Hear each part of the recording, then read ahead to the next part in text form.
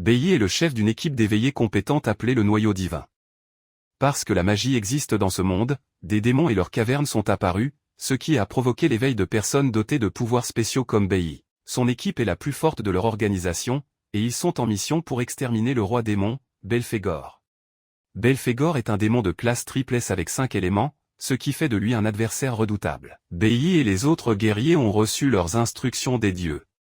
En entrant dans la grotte, Beiyi crie pour informer son équipe que la mission a commencé. C'est la 100e grotte démoniaque de haut niveau que l'équipe chevronnée s'apprête à défier. Son équipe comprend Ling Yue, Han Xiaoling et Lucian, en raison de sa difficulté prévue. La mission a été désignée comme une opération de purge de classe L, le rang le plus élevé. Cependant, l'équipe est enthousiaste à l'idée de cette mission, car on leur a promis des vacances une fois qu'ils auront vaincu Belphégor. En parfaite synchronisation, l'équipe déchaîne ses pouvoirs sur les démons qui attaquent. Beiyi mène l'attaque et tranche facilement les démons avec des attaques rapides et précises. C'est possible parce que tous les membres du noyau divin sont des guerriers de rang L. Après quelques minutes de coordination, l'équipe nettoie la grotte et tue le roi démon Belphégor. Les membres de l'équipe parlent avec enthousiasme de la facilité avec laquelle ils ont réussi. Cependant, Lucian est sceptique quant à l'opération. Il trouve que c'était trop facile pour une mission de rang L, et Beiyi est d'accord. Les informations qu'il a reçues indiquaient que le roi démon avait 5 éléments et une compétence cachée. Alors qu'il analyse ce qui pourrait clocher, Ling Yue le serre dans ses bras par derrière, lui demandant s'il va leur offrir un festin. Lassé d'elle, il la repousse en disant à l'équipe qu'ils vont dîner à leur endroit habituel. Han n'arrive pas à croire que leur capitaine gâche une chance avec Ling. C'est alors qu'il remarque que le dernier membre de leur équipe est absent. Il n'avait pas aidé pendant le combat et était introuvable. L'équipe n'est pas inquiète puisqu'elle a terminé la mission. Soudain, il apparaît derrière eux, lève la main et déclare le début de l'opération de purge. Han est immédiatement touché à la tête par un projectile, le tuant sur le coup. Un choc traverse l'équipe en voyant Han au sol. La moitié de sa tête disparue et du sang se répandant sur le sol. Alors que l'équipe est encore sous le choc, le traître révèle que la mission de purge lui a été assignée par Dieu lui-même. Beiyi remarque qu'il ne peut plus bouger son corps, et le traître révèle qu'ils ont mangé des petits déjeuners additionnés de poudre paralysante depuis un mois. Le traître restreint alors le reste de l'équipe avec sa compétence divine, vigne interdite, limitant leurs mouvements. Il explique qu'il a été chargé de la mission d'éliminer l'équipe et qu'il devait se préparer. Pendant qu'il explique avec arrogance, Beiyi et les autres demandent pourquoi il les a trahis. Le traître répond que c'est un décret divin d'anéantir les guerriers de classe L. Il resserre son emprise sur Beiyi et les autres, les forçant à hurler de douleur. Ils perdent lentement conscience en crachant du sang, demandant toujours pourquoi leur coéquipier les a trahis. Beiyi rappelle à l'homme que le noyau divin n'a jamais franchi les limites méritant la mort. Puisqu'ils ont respecté toutes les règles, Beiyi veut savoir pourquoi ils ont dû mourir. Le traître leur dit avec arrogance que Dieu n'a pas besoin de raison pour les tuer. Il s'approche de Beiyi et, après l'avoir étranglé avec ses lianes, lui transperce la poitrine. Beiyi n'arrive pas à surmonter la trahison, car il considérait le traître comme faisant partie de sa famille. L'équipe était ensemble depuis 10 ans et était pratiquement inséparable. Le traître rit de la naïveté de Beiyi. Il lui dit qu'il n'a jamais fait partie de la famille. Dès le premier jour où il a rejoint le corps divin, il était en mission pour les dieux. En substance, Beiyi et son équipe n'étaient que des pions. Le traître a rejoint l'équipe pour les étudier et a parfaitement joué son rôle. Beiyi et son équipe finissent par perdre toute force vitale et s'effondrent. Le traître se tient au-dessus d'eux et achève Beiyi d'une balle dans la tête. Ce jour-là, le 22 mai 2125, Beiyi et son équipe de guerriers de classe L ont été tués. Leurs corps gisent au sol tandis que le traître s'éloigne pour préparer ses vacances. Alors que la conscience de Beiyi s'estompe, il entend soudain une voix exigeant qu'il fasse un pacte. Il est choqué de se retrouver enchaîné dans un environnement inconnu. Se tenant devant lui, il y a un homme effrayant en costume avec une aura sombre. Beiyi regarde de plus près et réalise que c'est Belphégor, le roi démon. Il se demande comment le roi démon est encore en vie. Belphégor taquine Beiyi, affirmant qu'un roi démon de haut rang ne mourrait pas si facilement. Ils sont dans son domaine d'âme, où le royaume entier est sa force vitale. Lassé du bavardage du roi démon, Beiyi suggère de passer aux affaires. Voyant la colère de Beiyi, le roi démon propose un marché. Belphégor révèle que sa compétence cachée est la régression de vie. Il dit à Beiyi qu'il peut l'envoyer dans le passé, lui donnant une chance de changer l'issue. Après qu'on lui ait rappelé comment son équipe est morte, Beiyi n'hésite pas à accepter la proposition du roi démon. Il brûle de rage et jure de tuer le traître et les dieux qui ont donné les ordres. Le roi démon est satisfait et, en plus de l'aider, accorde à Beiyi un autre cadeau, le cœur de Belphégor. Beiyi demande au roi démon pourquoi il conclut un marché avec lui, mais il est renvoyé avant d'obtenir une réponse. Quand il ouvre les yeux, il se retrouve dans une salle de classe avec son professeur, Wang, qui lui crie dessus. Beiyi est retourné 20 ans en arrière, en l'année C'était l'époque où Bei était dans la division collège de l'Académie des éveillés de la nation, avant son éveil. Bei est surpris d'être réellement revenu dans le passé. Le professeur le gronde pour avoir dormi en classe, surtout juste avant sa cérémonie d'éveil. En guise de punition, le professeur lui ordonne de se tenir au fond de la classe. Encore sous le choc, il marche lentement vers le fond, fixant des camarades de classe qu'il n'a pas vus depuis près de 20 ans. Le professeur continue la leçon, expliquant les 5 pouvoirs élémentaires, la foudre, la fleur, le nuage, le nucléaire et le stellaire. Une personne ne peut avoir qu'un seul élément. Le professeur se prend elle-même comme exemple, déclarant qu'elle possède le rare élément du nuage. Elle ajoute ensuite que les éléments sont divisés en 3 catégories en fonction de la façon dont ils se lient au corps, combat, soutien et spécial. Elle explique que chaque équipe comprend les 5 éléments avec des rôles différents.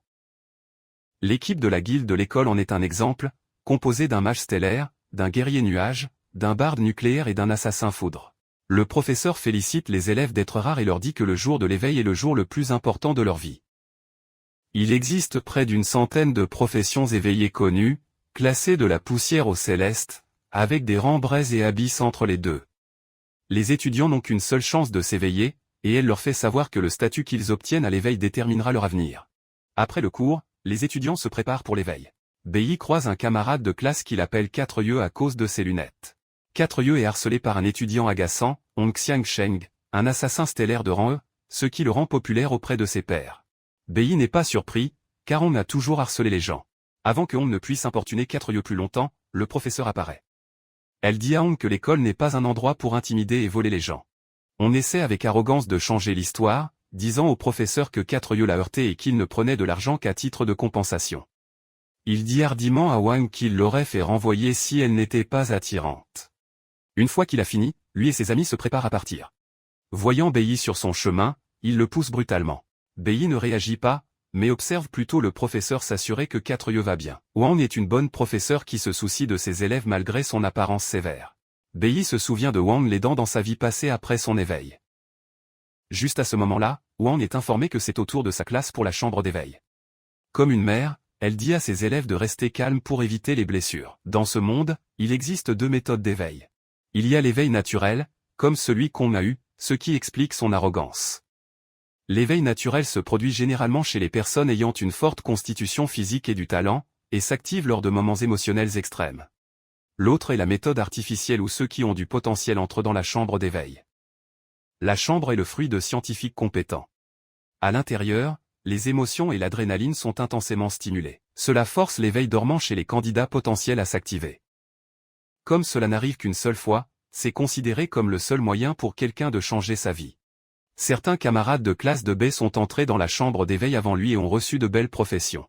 L'un d'eux s'est éveillé avec une profession de niveau bleu, qui est la classe ambre. Finalement, c'est au tour de Bei, et le professeur lui dit de se concentrer à l'intérieur. Bei acquiesce à ses instructions et entre dans la chambre. Dans sa vie passée, Bei s'était éveillé en tant que guerrier nucléaire de rang E, une classe de niveau poussière considérée comme la profession la plus nulle. Son éveil à l'époque avait conduit à un harcèlement constant, et ce n'est qu'en atteignant le rang S qu'il a éveillé le type le plus rare.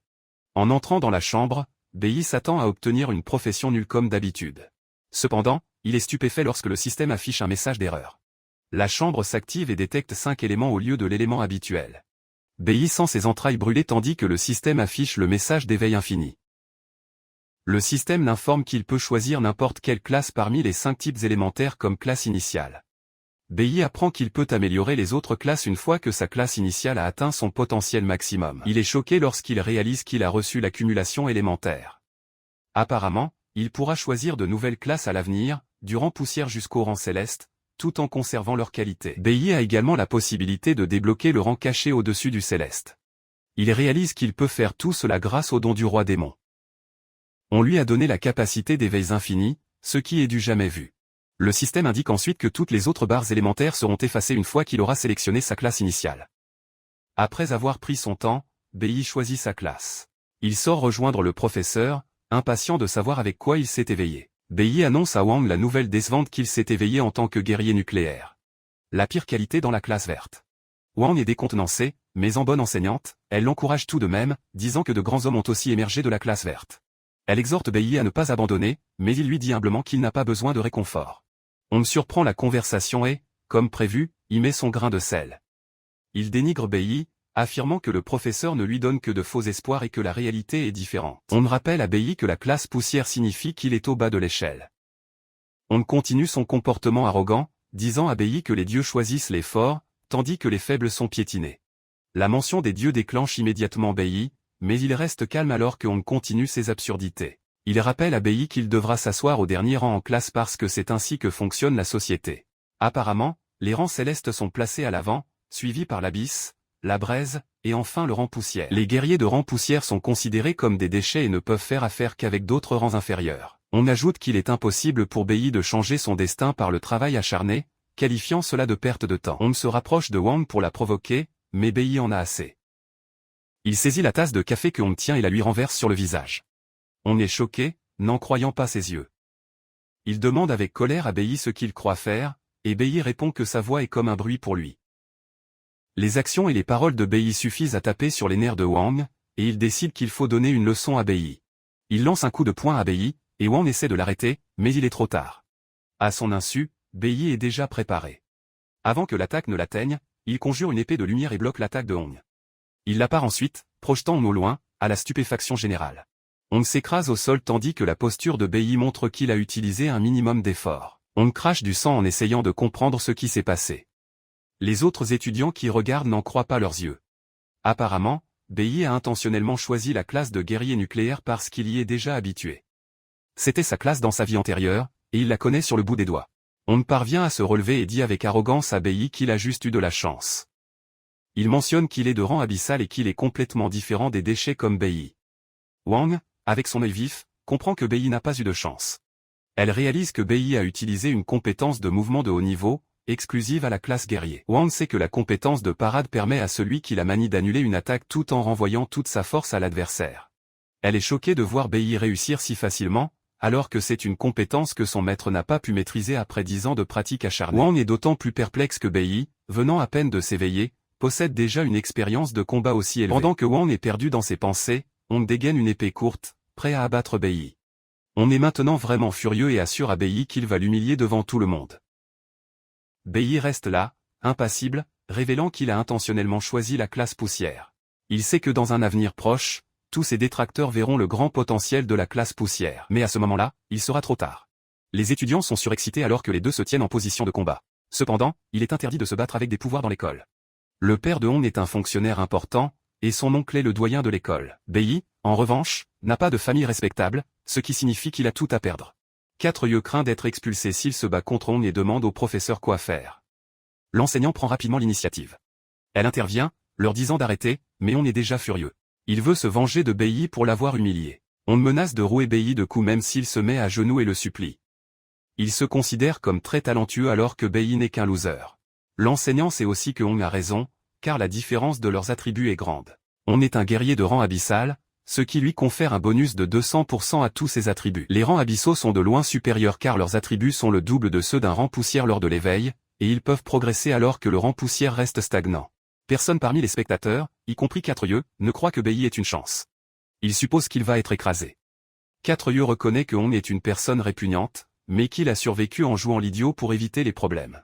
Il pense qu'éviter Wang est la seule façon de survivre, car un affrontement direct ne mènera qu'à une fin désagréable. Une fois qu'il a fini d'évaluer son adversaire, Wang court vers lui. L'enseignant est inquiet et crie à Bailly de faire attention. Elle suppose que Bailly prévoit de parer à nouveau l'attaque de Wang, mais elle sait que cela pourrait ne pas fonctionner car la compétence consomme beaucoup d'endurance. La vitesse à laquelle Wang arrive rendra la parade inutile. Même Wang est confiant d'avoir l'avantage. Bailly, cependant, se contente de sourire. Il n'a aucun intérêt à esquiver plus qu'il a une autre carte dans sa manche. Juste au moment où Wang l'atteint, il active la compétence Flash Blink. C'est un effet flash instantané qui permet à l'utilisateur de traverser les obstacles. C'est fini en un clin d'œil, et avant que Wang ne s'en rende compte, Bailly l'a frappé dans une partie vitale de son corps. Il crache du sang en essayant de comprendre comment Bailly s'est retrouvé derrière lui. Il frappe le sol de frustration et d'humiliation tandis que les étudiants sont dans l'incrédulité totale. Aucun des spectateurs n'a aperçu ce que Bailly a fait. La seule chose qu'ils ont vue, c'est Wang s'écraser au sol. Même le professeur n'avait aucune idée de ce qui s'était passé. Cependant, la déléguée de classe, Kui-in, a en fait vu ce que Bailly a fait. Kui-in réalise que Bailly a maîtrisé l'utilisation de plus haut niveau d'une compétence de base de guerrier et l'a appliquée pendant le combat. Pendant ce temps, les étudiants se demandent tout ce qui arrive à Wang. Sur l'écran de statut, Bei remarque qu'un de ses attributs a augmenté parce qu'il a vaincu un adversaire. Cependant, il n'est pas impressionné par les points, les considérant comme trop peu nombreux. Il sait que vaincre des démons est le seul moyen d'obtenir plus de points et prévoit de le faire dès qu'il le pourra. Toujours se débattant au sol, on n'est pas prêt à abandonner. Il dit à Bei de ne pas partir car il n'en a pas fini avec lui. Il saisit son couteau et tente d'attaquer Bei par derrière, mais avant qu'il ne puisse le faire, ils entendent une voix leur ordonner de s'arrêter. C'est le doyen de l'école, Hong Lin, qui est l'oncle de Hong. Lin se moque de Hong, lui disant qu'il s'est déjà ridiculisé, et dit aux élèves de rentrer chez eux. À l'évocation de son foyer, Bei réalise qu'il a une maison. Il l'avait oublié, étant tout juste réincarné, et ses parents étaient déjà morts dans sa vie passée. Il se souvient qu'un événement tragique s'est produit ce jour-là même, et avant que le doyen ne puisse s'adresser à lui, il s'enfuit frénétiquement. Même on est choqué de voir Bei s'enfuir de la sorte. Le doyen est à court de mots, mais se tourne vers Wang, lui demandant de maîtriser son étudiant. Il promet de fermer les yeux sur ce qui s'est passé, et Wang le remercie. Plus tard, Wang suit son oncle à son bureau pour justifier ce qui s'est passé. Il prétend que Bei a juste eu de la chance, mais son oncle lui hurle dessus, disant que Bei l'a complètement humilié. Léon se tenait à distance et a été témoin de l'utilisation du flash blink par Bei. Il explique à Hong que dans cette fraction de seconde, Bei a trouvé son point faible et l'a frappé, le laissant sans défense. Le doyen est furieux car même avec son expérience, il ne peut pas exécuter la compétence flash avec une telle maîtrise. Le doyen compare le combat de Hong avec Bei à celui d'un joueur pro qui s'amuse avec un noob, faisant savoir à son neveu que Bei n'est pas un enfant ordinaire. Pendant ce temps, Bei se précipite, conscient de l'importance cruciale de rentrer chez lui. Il arrive rapidement à l'immeuble d'appartement, se souvenant de la façon dont les choses se sont déroulées dans sa vie passée. Il est prêt à empêcher que cela ne se reproduise, même s'il doit y laisser sa vie. Bei entre dans la maison tandis que son père regarde la télévision et sa mère fait la vaisselle. Il a l'air en colère en entrant, et son père est surpris qu'il soit rentré tôt. Bei ignore son père et se concentre sur sa mère. Les larmes aux yeux, il exprime sa joie de voir que sa mère va bien. Sa mère est muette et communique avec Bei en langue des signes. Elle lui dit qu'elle a préparé ses nouilles aigres piquantes préférées, mais Bei dit immédiatement qu'il n'est pas intéressé par les nouilles aujourd'hui. Il lui dit qu'il veut manger du poisson mariné. La mère de Bei essaie de discuter, mais finit par céder à l'obstination de son fils. Elle accepte d'aller chercher le poisson mariné, et Bei propose de l'accompagner, mais son père l'arrête, disant que sa mère peut y aller seule. Il se demande pourquoi Bei est revenu et ne l'a pas salué. Il se lève, prend son alcool, et demande à Bei comment s'est passé son éveil, impatient d'entendre avec quoi son fils s'est éveillé. Il s'avère que le père de Bei, Beling Xiang, est un guerrier électrique de classe, et assez fort, ce qui le rend dangereux. Bei dit à son père qu'il ne s'est pas éveillé ce jour-là parce que les choses ont pris trop de temps. Son père exige de savoir pourquoi il est rentré tôt s'il ne s'était pas éveillé. Il mentionne être déçu par la classe d'éveil du fils de son ami et s'attend à ce que son propre fils s'éveille avec le rang abyssal. Ling Xiong affirme s'être éveillé avec le rang abyssal et avoir versé sa sueur et son sang pour élever son fils. Fou de rage et avec une aura effrayante, il exige de savoir avec quoi Bei s'est éveillé. Enveloppé dans l'aura, Bei ment à nouveau en disant qu'il ne s'est pas éveillé. Cela ne fait qu'irriter davantage son père, qui lui fracasse une bouteille de boisson sur la tête. Quand il apprend que Bei s'est éveillé avec le rang de poussière, il devient encore plus furieux et lui hurle dessus. Ling Sheng est un homme violent qui ne peut pas contrôler ses émotions. Dans la vie antérieure de Bei, la fureur et la honte de son père face à son rang de poussière se sont transformées en violence. Il a frappé Bei, mais sa mère s'est interposée comme elle le faisait toujours. En tant que garçon faible, Bei ne pouvait qu'assister à la scène où son père battait sa mère pendant 1 heure. Les coups étaient si violents qu'un coup à la tête l'a laissé mentalement instable. Il ne pouvait que pleurer en regardant sa mère se faire brutaliser dans sa vie précédente. Maintenant renaissant, il aspire à changer les choses. Il n'a toujours pas ce qu'il faut pour défier son père, un guerrier de classe abyssale de rang C, et aura besoin de temps pour gagner des niveaux. Les tactiques qu'il a utilisées contre Hong ne fonctionneront pas ici. Son père est à un autre niveau, avec une véritable expérience du combat. Bei réalise tristement qu'il ne peut pas encore toucher son père. Son père l'attrape par les cheveux, fulminant qu'il regrette que Bei soit né. Bei sait qu'il est dans un pétrin sans nom. Son père est rentré tôt pour l'attendre et ne le laissera pas partir tant qu'il ne sera pas satisfait. Connaissant la violence de son père, il voulait éloigner sa mère de la maison. Bei est content de l'avoir fait sortir, mais alors qu'il se réjouit intérieurement, un coup atterrit sur sa tête. Les choses empirent quand quelqu'un entre dans la maison. C'est sa mère, la personne même qu'il essayait d'empêcher d'être témoin de la violence. Sa mère est horrifiée de voir Ling Sheng frapper la tête de leur fils alors qu'il est allongé sur le sol. Elle s'était précipitée aussi vite qu'elle le pouvait pour nourrir son fils affamé, ce qui explique son retour rapide. Bei est terrifié de voir sa mère, se demandant si l'histoire est sur le point de se répéter. Comme prévu, Ling Sheng reporte son attention sur la pauvre femme. Dans un flashback, Bei est assis dans une cellule de prison. Dans sa vie passée, il est devenu la première personne à passer d'un niveau vert à un niveau platine. En raison de cet exploit, son compagnon de cellule se demande pourquoi il a été arrêté et amené dans une prison pour se condamner à mourir. La seule déclaration de Bailly était qu'il méritait de mourir parce qu'il avait battu sa mère à mort. Il a été condamné à mort pour avoir tué son père en vengeance de ce qui était arrivé à sa mère. Maintenant, dans le présent, l'histoire est sur le point de se répéter. Alors que Ling Sheng poursuit sa folie, la mère de Bailly accourt pour voir son fils. Bailly sait qu'il est plus fort qu'une personne ordinaire qui n'aurait pas survécu au coup de poing de son père. Sa mère essaie de l'aider à se relever, le protégeant de la colère de son père. Ling Sheng continue son monologue furieux, disant à sa femme qu'il était heureux quand elle était enceinte. Comme ses frères et sœurs ne pouvaient pas produire de fils, il croyait qu'il était destiné à restaurer la gloire de la famille. Cependant, il est dégoûté par ce qui a suivi. Son fils, son grand espoir, s'est éveillé avec la pire classe, rend poussière. Ling Sheng hurle sur sa femme, lui rappelant que Bailly ne peut pas progresser parce que c'est une classe de déchets. Il blâme les gènes de sa femme pour ce résultat. Ling Sheng perd le contrôle et lève la main pour la frapper, mais Bailly ne le permet pas. Il utilise Flash Blink pour dépasser sa mère et bloquer l'attaque de son père. Ling Sheng est projeté en arrière et sourit héroïquement. Sa mère est inquiète, sachant ce qui va suivre. Ling Sheng se relève et marche avec arrogance vers son fils, avec l'intention de le réduire en bouillie.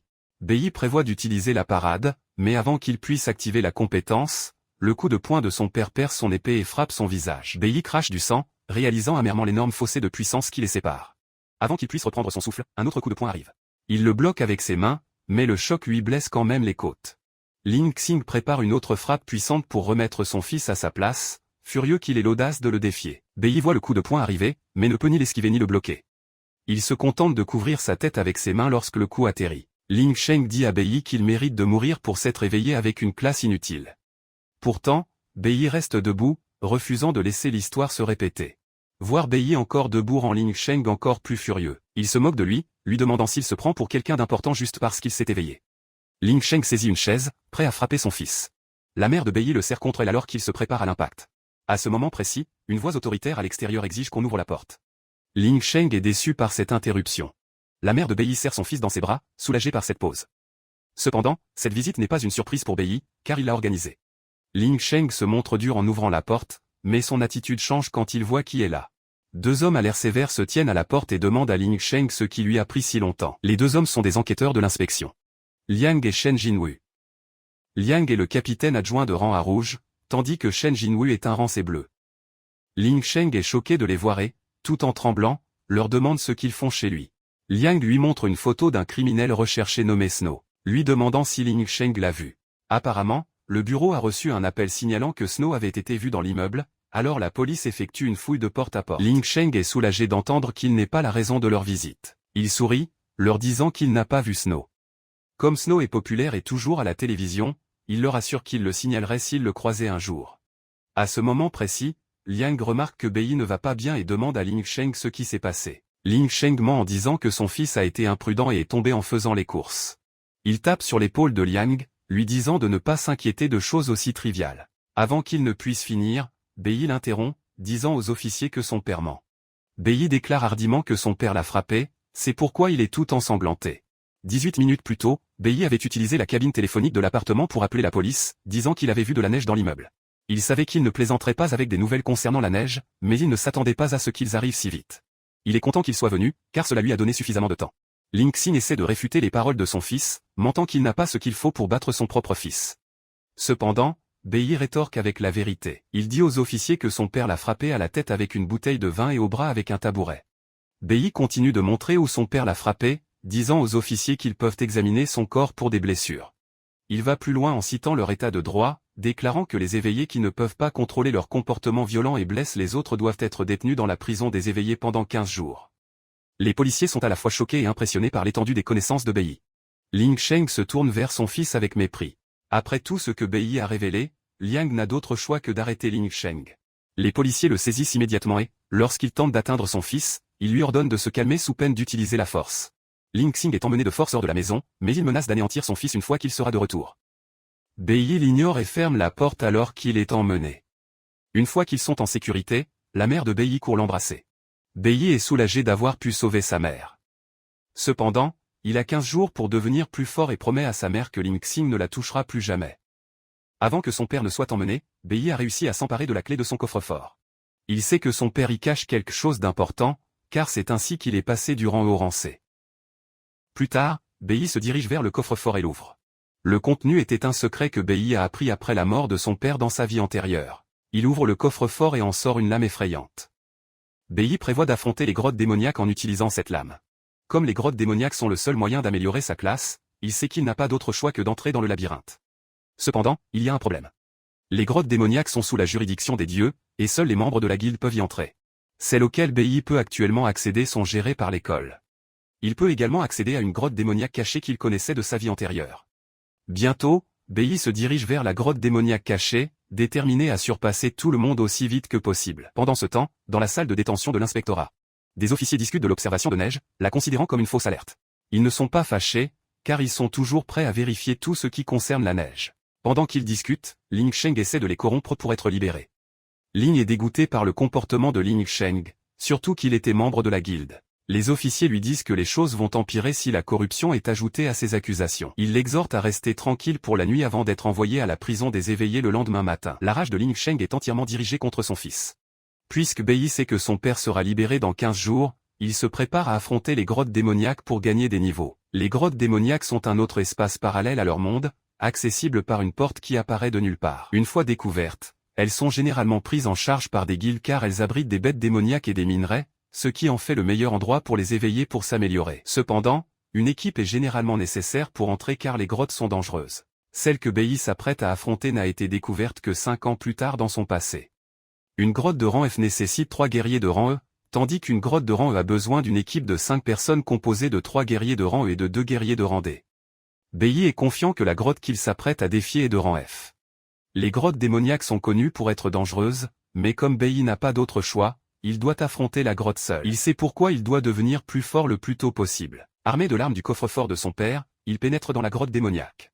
La zone est remplie de glace et de neige, et Bei en déduit qu'il se trouve dans le domaine d'une bête magique de type nuage. Alors qu'il se promène dans le domaine, il tombe rapidement sur un ours polaire endormi. Devant lui se trouvent des squelettes humains, montrant que d'autres ont peut-être pénétré ici auparavant. Alors qu'il observe les environs, un loup forestier assoiffé de sang apparaît et manque de le tuer. Le loup de rang est toujours plus fort que Bei. Bei saute en arrière pour éviter le loup, mais il l'attaque à nouveau. Il parvient à bloquer les crocs du loup avec la lame. Bei passe ensuite à l'attaque, terrassant le loup d'un seul coup. C'est possible grâce à l'arme de rang A qu'il manie. C'est une arme qui n'est pas disponible sur le marché, c'est pourquoi son père l'avait cachée.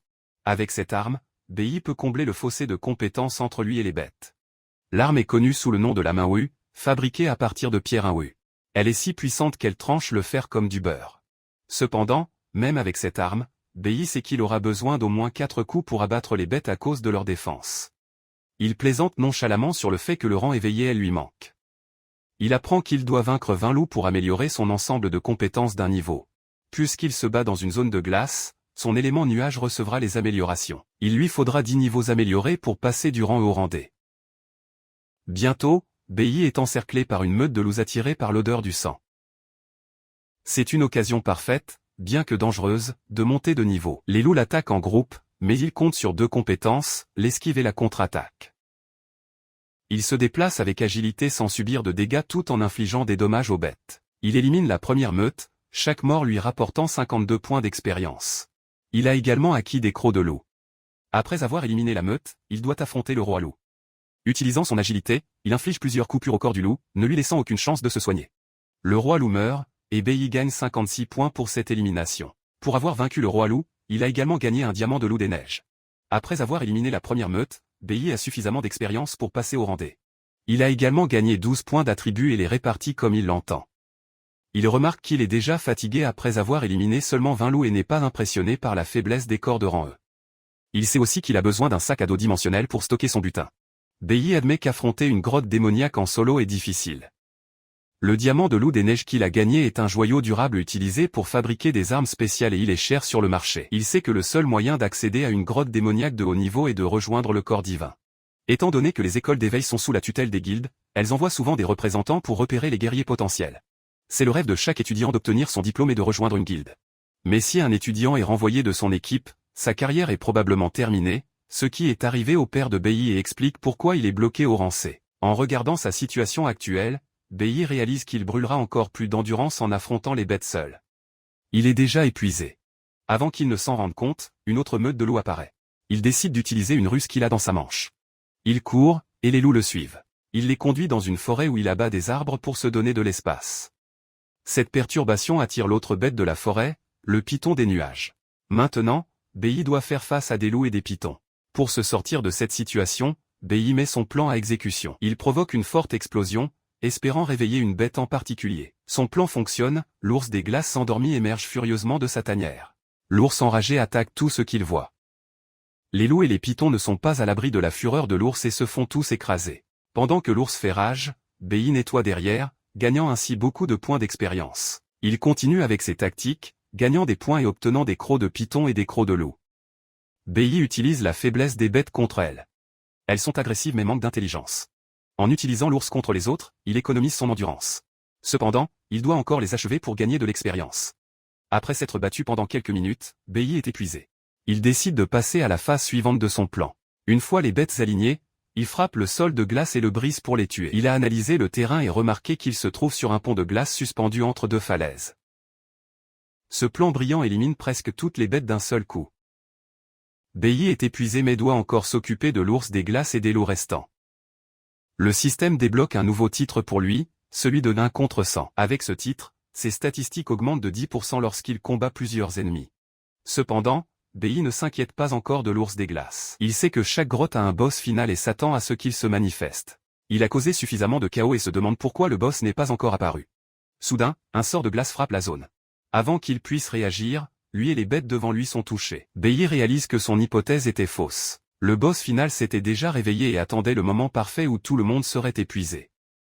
Beyi et les bêtes sont rassemblés au même endroit, ce qui rend la fuite difficile. Le sort le frappe, et ses jambes sont déjà gelées. Il réalise que le pont de glace faisait partie du piège du boss.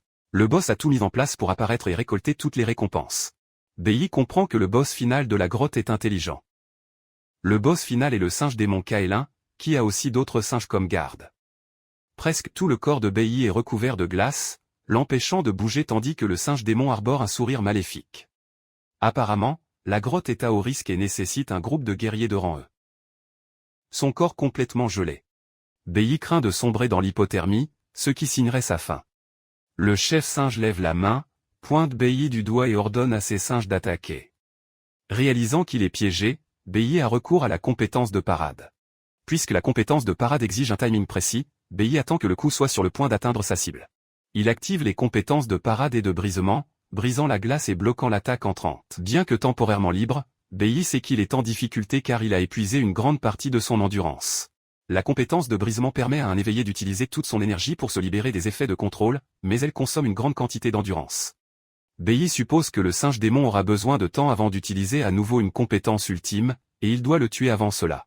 Le singe démon ordonne alors aux ours des glaces et aux loups d'attaquer Beyi.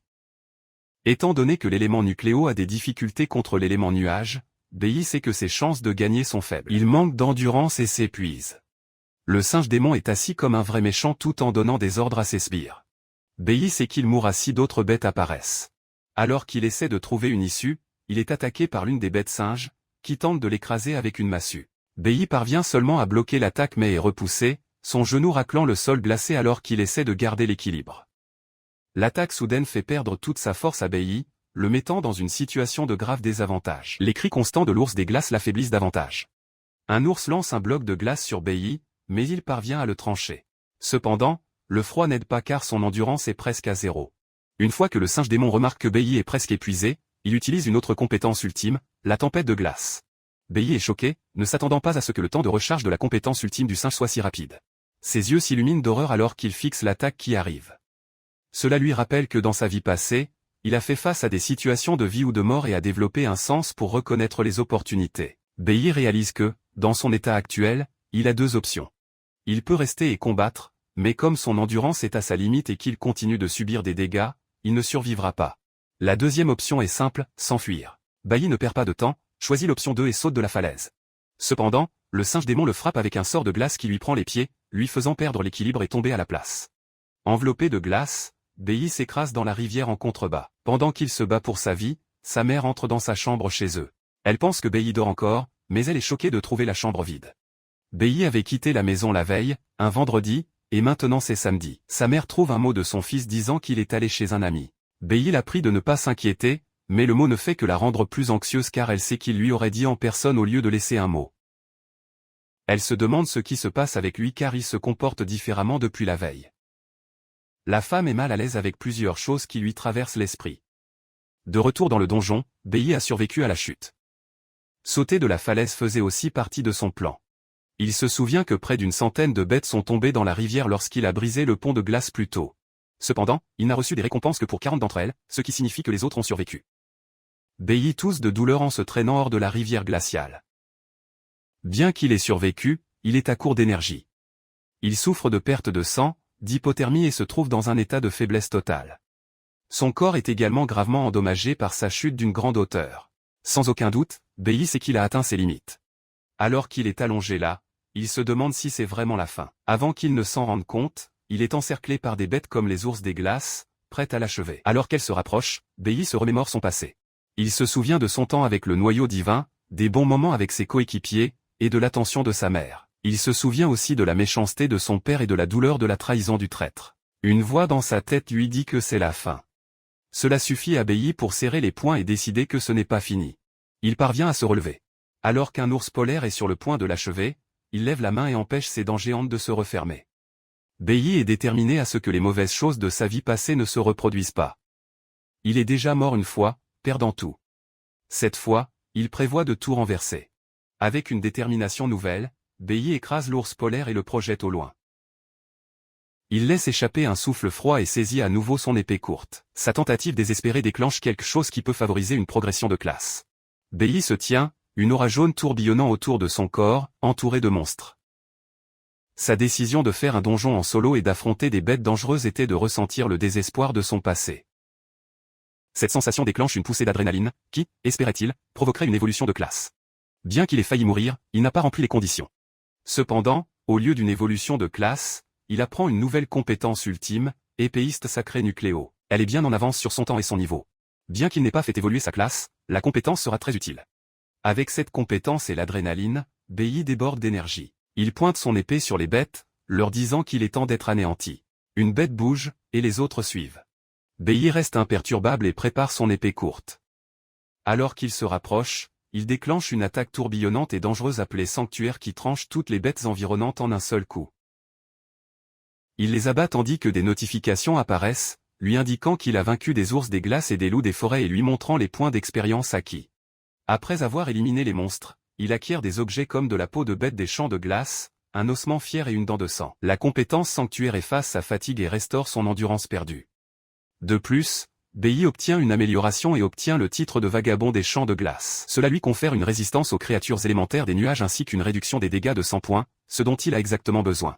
Bei fixe le sommet de la falaise, jurant d'éliminer le reste des bêtes, y compris leur chef. Avec le déluge de points d'expérience, il passe au niveau 9 de la classe E. Bei active immédiatement l'effet du rôdeur des glaces pour résister au froid. La compétence sanctuaire lui permet également d'emmagasiner les dégâts des attaques et de les libérer ensuite sur un groupe d'ennemis d'un seul coup. Cependant, il ne peut l'utiliser qu'après avoir subi beaucoup de dégâts. Il est reconnaissant que la compétence ait restauré son endurance. Bei se souvient alors qu'il doit finir rapidement et rentrer chez lui avant que sa mère ne s'inquiète. Il escalade la falaise et se dirige vers le palais du boss singe démon. Le singe démon est protégé par des bêtes de glace, mais Bei n'en a cure et fait irruption dans le palais. Après avoir éliminé d'autres bêtes, il est maintenant au dernier niveau de la classe E, niveau 10. Pendant ce temps, il est 11 heures du soir, et la mère de Bei est très inquiète. Elle a préparé à manger, mais elle se demande où est son fils. Elle prie pour qu'il aille bien. Maintenant, dans le palais du boss, Bei élimine les ours des glaces qui le gardent et se retrouve à combattre les gardes personnels du boss, les singes effrayants. Le chef singe semble impassible et ordonne à ses gardes d'éliminer Bei. Un singe se jette sur Bei, mais il se contente de bloquer puis le tranche facilement en deux. Le chef singe voit cela et réalise que la situation pourrait être critique. Il déchaîne furieusement son attaque ultime, l'assaut de la tempête de glace. Mais cela n'a aucun effet sur Bei, qui est désormais immunisé. Bei se précipite vers le chef singe. Dans un geste désespéré, le chef lève son bâton, activant un sort qui fait briller le joyau qu'il porte. Cela plonge les autres singes dans un état d'hyperactivité, mais Bei ne les considère pas comme une menace. Il ne les voit que comme des bêtes qu'il doit tuer pour atteindre le rang D. Bei tranche les bêtes comme si elles n'étaient rien avant de soulager le chef singe d'un de ses bras. Le boss hurle de douleur tandis que le sang gicle du membre sectionné. Avant qu'il ne puisse faire quoi que ce soit d'autre, il voit Bei le regarder avec un regard noir. Bailly déchaîne une série de coupures sur le corps du boss, le terrassant. Une notification apparaît, informant Bailly qu'il a vaincu avec succès l'utilisateur d'éléments nuages de classe D, le roi de la forêt d'Azur, et qu'il a gagné 1000 points d'expérience. Il passe également au rang de guerrier nucléo de classe D. Après cela, il voit des objets à ramasser. Grâce à l'expérience acquise en combattant un ennemi de l'élément nuage, le système l'informe qu'une nouvelle profession est sur le point de s'éveiller. Bailly est choqué, ayant oublié cet événement. Une aura rouge et bleue émane de son corps. Il éveille la profession de mage de l'élément nuage et peut désormais changer de profession à tout moment. Bailly est ravi d'avoir éveillé une profession rouge, même si elle est de classe E. Contrairement à la classe nucléo avec son bonus de 100%, la classe rouge offre un bonus de 200%. La force de la classe rouge est déjà au même niveau que sa classe actuelle. Bailly ramasse ensuite l'arme de mage, la pierre de magie, et trouve une sacoche magique pouvant contenir 20 objets. Pendant qu'il pille, les bêtes restantes ne peuvent qu'observer. Une fois qu'il a terminé, Bailly lève les yeux et se rend compte que certaines bêtes ont survécu. Puisqu'il vient d'éveiller une nouvelle profession, il décide de l'essayer sur elle. Il passe en mode mage, une aura rouge émanant de ses yeux alors qu'il se prépare à les anéantir. Il est maintenant 5 heures du matin. Le lendemain matin, un dimanche. La mère de Bailly n'a pas dormi et est assise dans le salon, espérant le retour de son fils. À ce moment précis, Bailly ouvre la porte, et elle se lève immédiatement. Bailly entre, souriant, s'excusant de l'avoir inquiété. Sa mère accourt et le serre fort dans ses bras en pleurant. Bailly est choqué de voir qu'elle l'attendait et n'a pas mangé. Il lui annonce alors qu'il a de bonnes nouvelles. En quittant le donjon, Bailly a rassemblé des objets de valeur grâce à la bourse magique qu'il a trouvée. Après son départ, il rencontre un courtier en minerai. Le courtier propose d'acheter le minerai pour 8 cents, mais Bailly contre-offre à 8000. Cela choque le courtier. Bailly ne discute pas et reprend simplement le minerai. Le courtier est forcé d'augmenter son offre à 2000, mais Bailly contre-attaque à nouveau, exigeant 5000. Le courtier propose 3000 comme offre finale. Pendant qu'il dit cela, Bailly commence à augmenter le prix, et il s'apprécie rapidement à 7000. Le courtier argumente encore, mais quand il réalise que Bailly ne s'arrêtera pas, il accepte rapidement de prendre le minerai pour 7000. Comme Bailly a de l'expérience avec les courtiers de sa vie passée, il sait comment les gérer. Avec l'argent qu'il a gagné en vendant le minerai, il loue un appartement pour sa mère. Dans sa vie passée, sa mère n'a connu que des problèmes, mais maintenant, Bailly veut juste prendre soin d'elle et s'assurer qu'elle profite de la vie. Il conclut l'affaire de l'appartement devant sa mère, la choquant par le prix élevé. À 8 heures du soir, ce dimanche-là, ils se sont installés dans le nouvel appartement. Bailly est heureux de voir sa mère sourire, car cela faisait longtemps qu'il ne l'avait pas vue avec une telle expression. Même avec un nouvel appartement et une promotion de la classe E à la classe D, il sait qu'il ne peut pas baisser sa garde à cause de son père. Bailly veut régler ses problèmes avec son père avant de s'attaquer à sa cible principale. Il porte ensuite une pierre magique sur son bras droit qui augmente la zone d'effet de la magie de 50%. Au même moment, on s'entraîne dur pour dépasser ses limites, sautant d'un labyrinthe à l'autre sans repos. Même lorsque sa sœur essaie de le convaincre de se reposer, il repousse sa main. On est prêt à tout pour rester au sommet. Ailleurs, une personne inconnue vérifie la liste des étudiants nouvellement éveillés, déçus par le manque de talent exceptionnel. Le lendemain matin à 7h30, la mère de Bailly lui avait préparé à manger. Bailly est choqué de réaliser qu'il est en retard. Il lui demande pourquoi elle ne l'a pas réveillé, et elle répond qu'il se reposait si bien qu'elle n'a pas osé le déranger. Elle lui tapote la tête, l'encourageant à manger lentement. Réconforté par sa mère, Bailly se calme, réalisant que cela fait longtemps qu'il n'a pas dormi paisiblement ou pris un petit déjeuner sans se presser. À ce moment précis, sa mère lui demande s'il désire quelque chose, comme un jouet ou un livre. Bailly est surpris par cette soudaine proposition de cadeau. Sa mère lui rappelle que son anniversaire est vendredi prochain, le 5 juin. Bailly réalise qu'elle a raison, mais il avait complètement oublié, car cela fait trop longtemps qu'il n'a pas fêté son anniversaire. Après la mort de sa mère dans sa vie passée, plus personne n'a fêté son anniversaire, et il l'a progressivement oublié. Tout en mangeant, Bailly se creuse la tête pour penser à quelque chose qu'il désire, mais reste perplexe car il a déjà ce qu'il désire vraiment. Son prochain objectif, et le plus important, est de tuer le traître qui a causé sa mort et celle de son équipe. Quand Bailly arrive à l'école, il apprend qu'il se prépare pour la simulation de combat. Le professeur se tient devant les nouveaux éveillés, leur expliquant de quoi il s'agit. Il explique que l'académie est supervisée par la guilde divine, qui observera chacun de leurs mouvements. La simulation de combat est le meilleur moyen de les impressionner. Il leur dit que cela servira d'évaluation de fin d'études et sera diffusé en direct. Le meilleur participant aura la chance de participer à un camp d'entraînement avec la division du lycée. Le camp n'a lieu qu'une fois par an et c'est la meilleure occasion de se connecter avec la guilde divine. L'école organise généralement le voyage des meilleurs élèves des collèges et lycées ensemble vers la nation de Shanghai, où se trouve le siège de la guilde divine. Bei se souvient de la nation de Shanghai comme l'endroit où il a rencontré son maître et où le traître est né. Cependant, le traître n'a jamais rencontré son maître puisqu'il a rejoint le corps divin après lui. Bei sait qu'il doit obtenir des scores élevés à l'évaluation pour entrer dans le camp d'entraînement, ce qui lui donnera plus de chances de trouver le traître.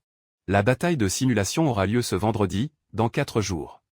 Alors que certains sont excités, d'autres comme 4 yeux s'inquiètent car elle se déroule dans un véritable labyrinthe. Le professeur désigne ensuite la salle d'entraînement pour leur première session, une préparation physique dans la salle de gravité, où chacun doit commencer par 10 séries de courses navettes. Étonnamment, Bei s'approche de son professeur, disant qu'il ne souhaite pas utiliser la salle d'entraînement recommandée. Cela choque le professeur et les autres élèves. Le professeur dit à Bei de ne pas s'emballer juste parce qu'il a vaincu Hong, pensant qu'il essaie de sauter l'entraînement. Mais Bei précise qu'il souhaite un entraînement plus spécialisé. Le professeur, confus, demande si Bei insinue qu'il y a un problème avec ses méthodes.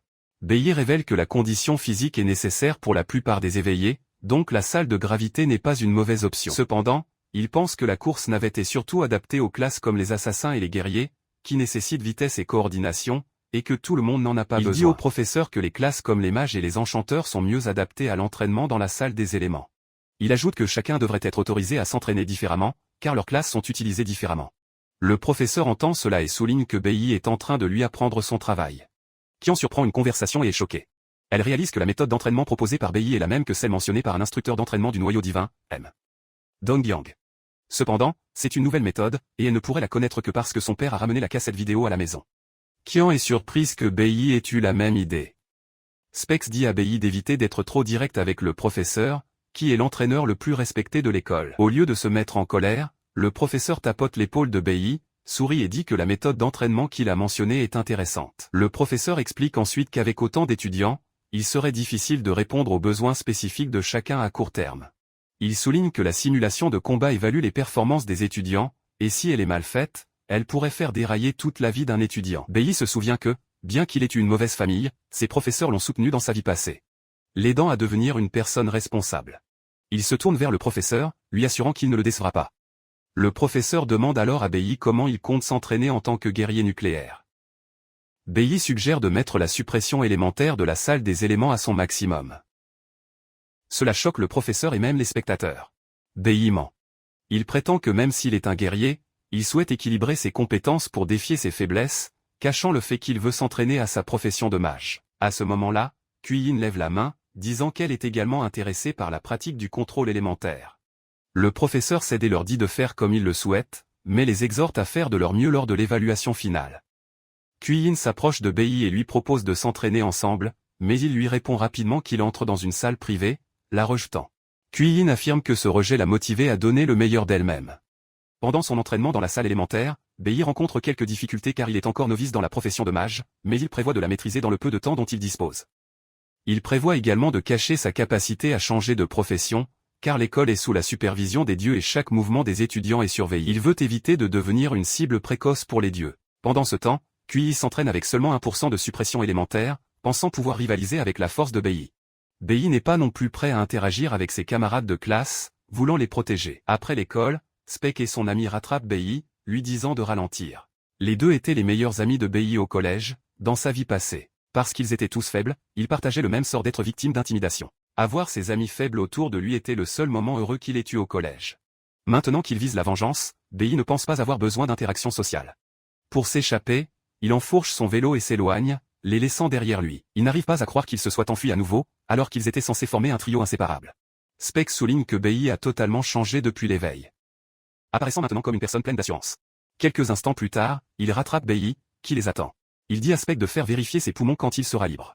Les deux sont heureux qu'il se soit enfin arrêté, mais Bei brise à nouveau leurs espoirs, en leur disant qu'ils sont trop lents pour le suivre.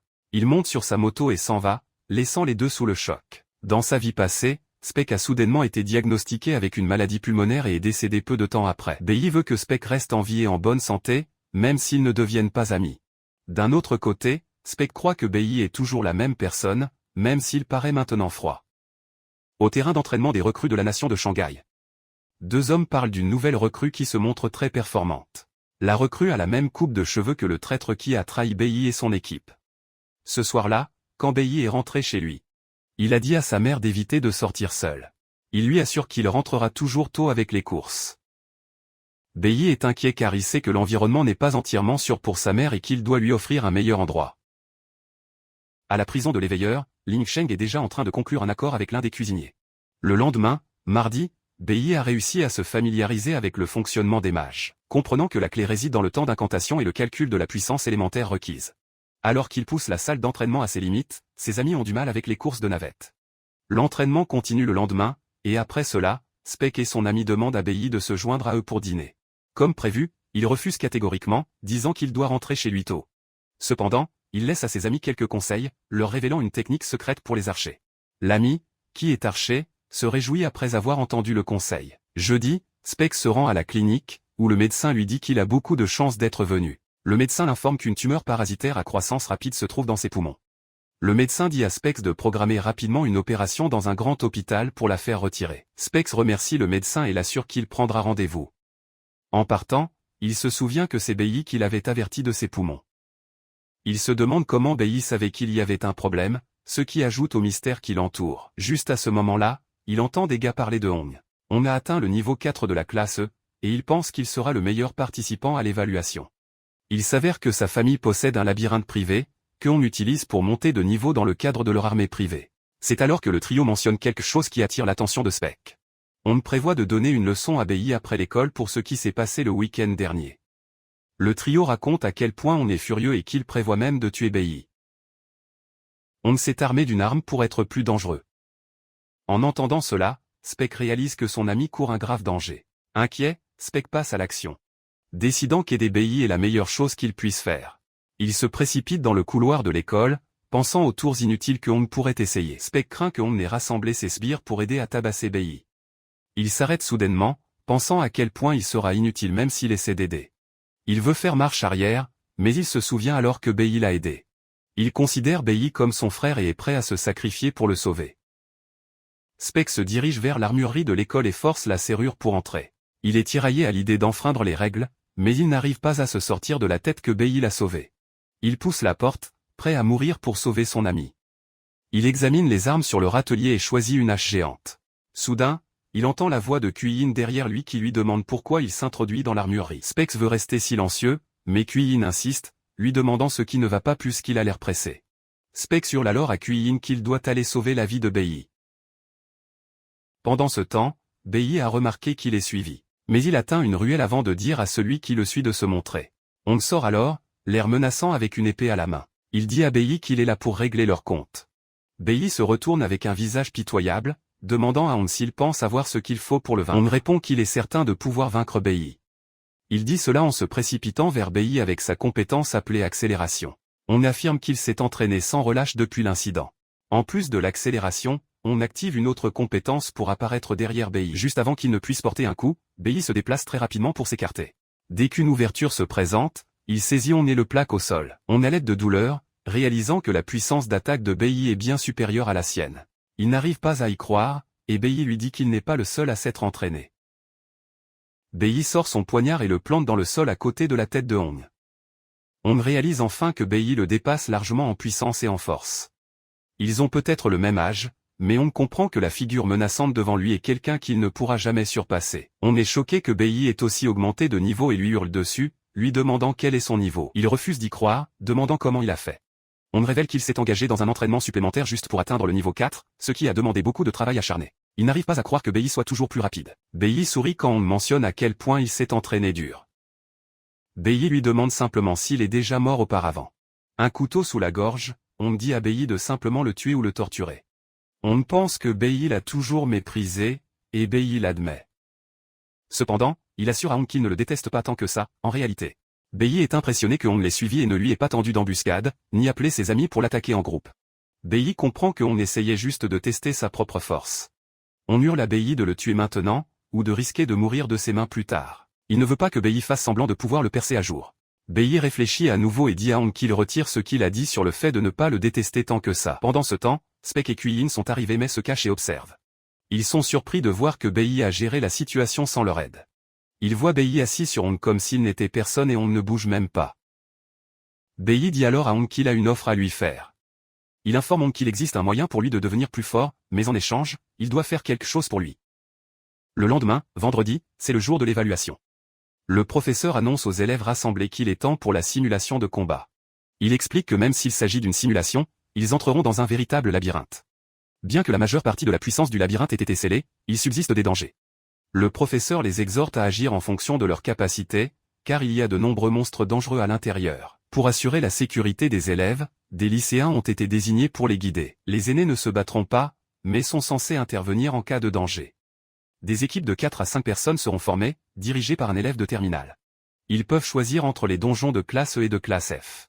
Cependant, les donjons de classe E sont beaucoup plus difficiles, et le professeur les exhorte à ne pas en essayer un s'ils n'en ont pas la force. Il ajoute que l'échec du défi entraînera la perte de crédits universitaires, montrant à quel point c'est important. Après avoir donné les instructions, le professeur leur dit de commencer à choisir le niveau de leur donjon. Il demande aux élèves de lever la main s'ils veulent défier le donjon de classe E. Au total, 8 élèves, dont Kui-in et Hong, lèvent la main pour les donjons de classe E. Speck est surpris que certains élèves soient assez fous pour s'attaquer à des donjons aussi dangereux. Sur 180 élèves, le professeur annonce que 8 se sont portés volontaires. Il leur fait savoir que les autres seront répartis aléatoirement dans les donjons de classe F. Cependant, Kui-in remarque que Bei n'a pas levé la main.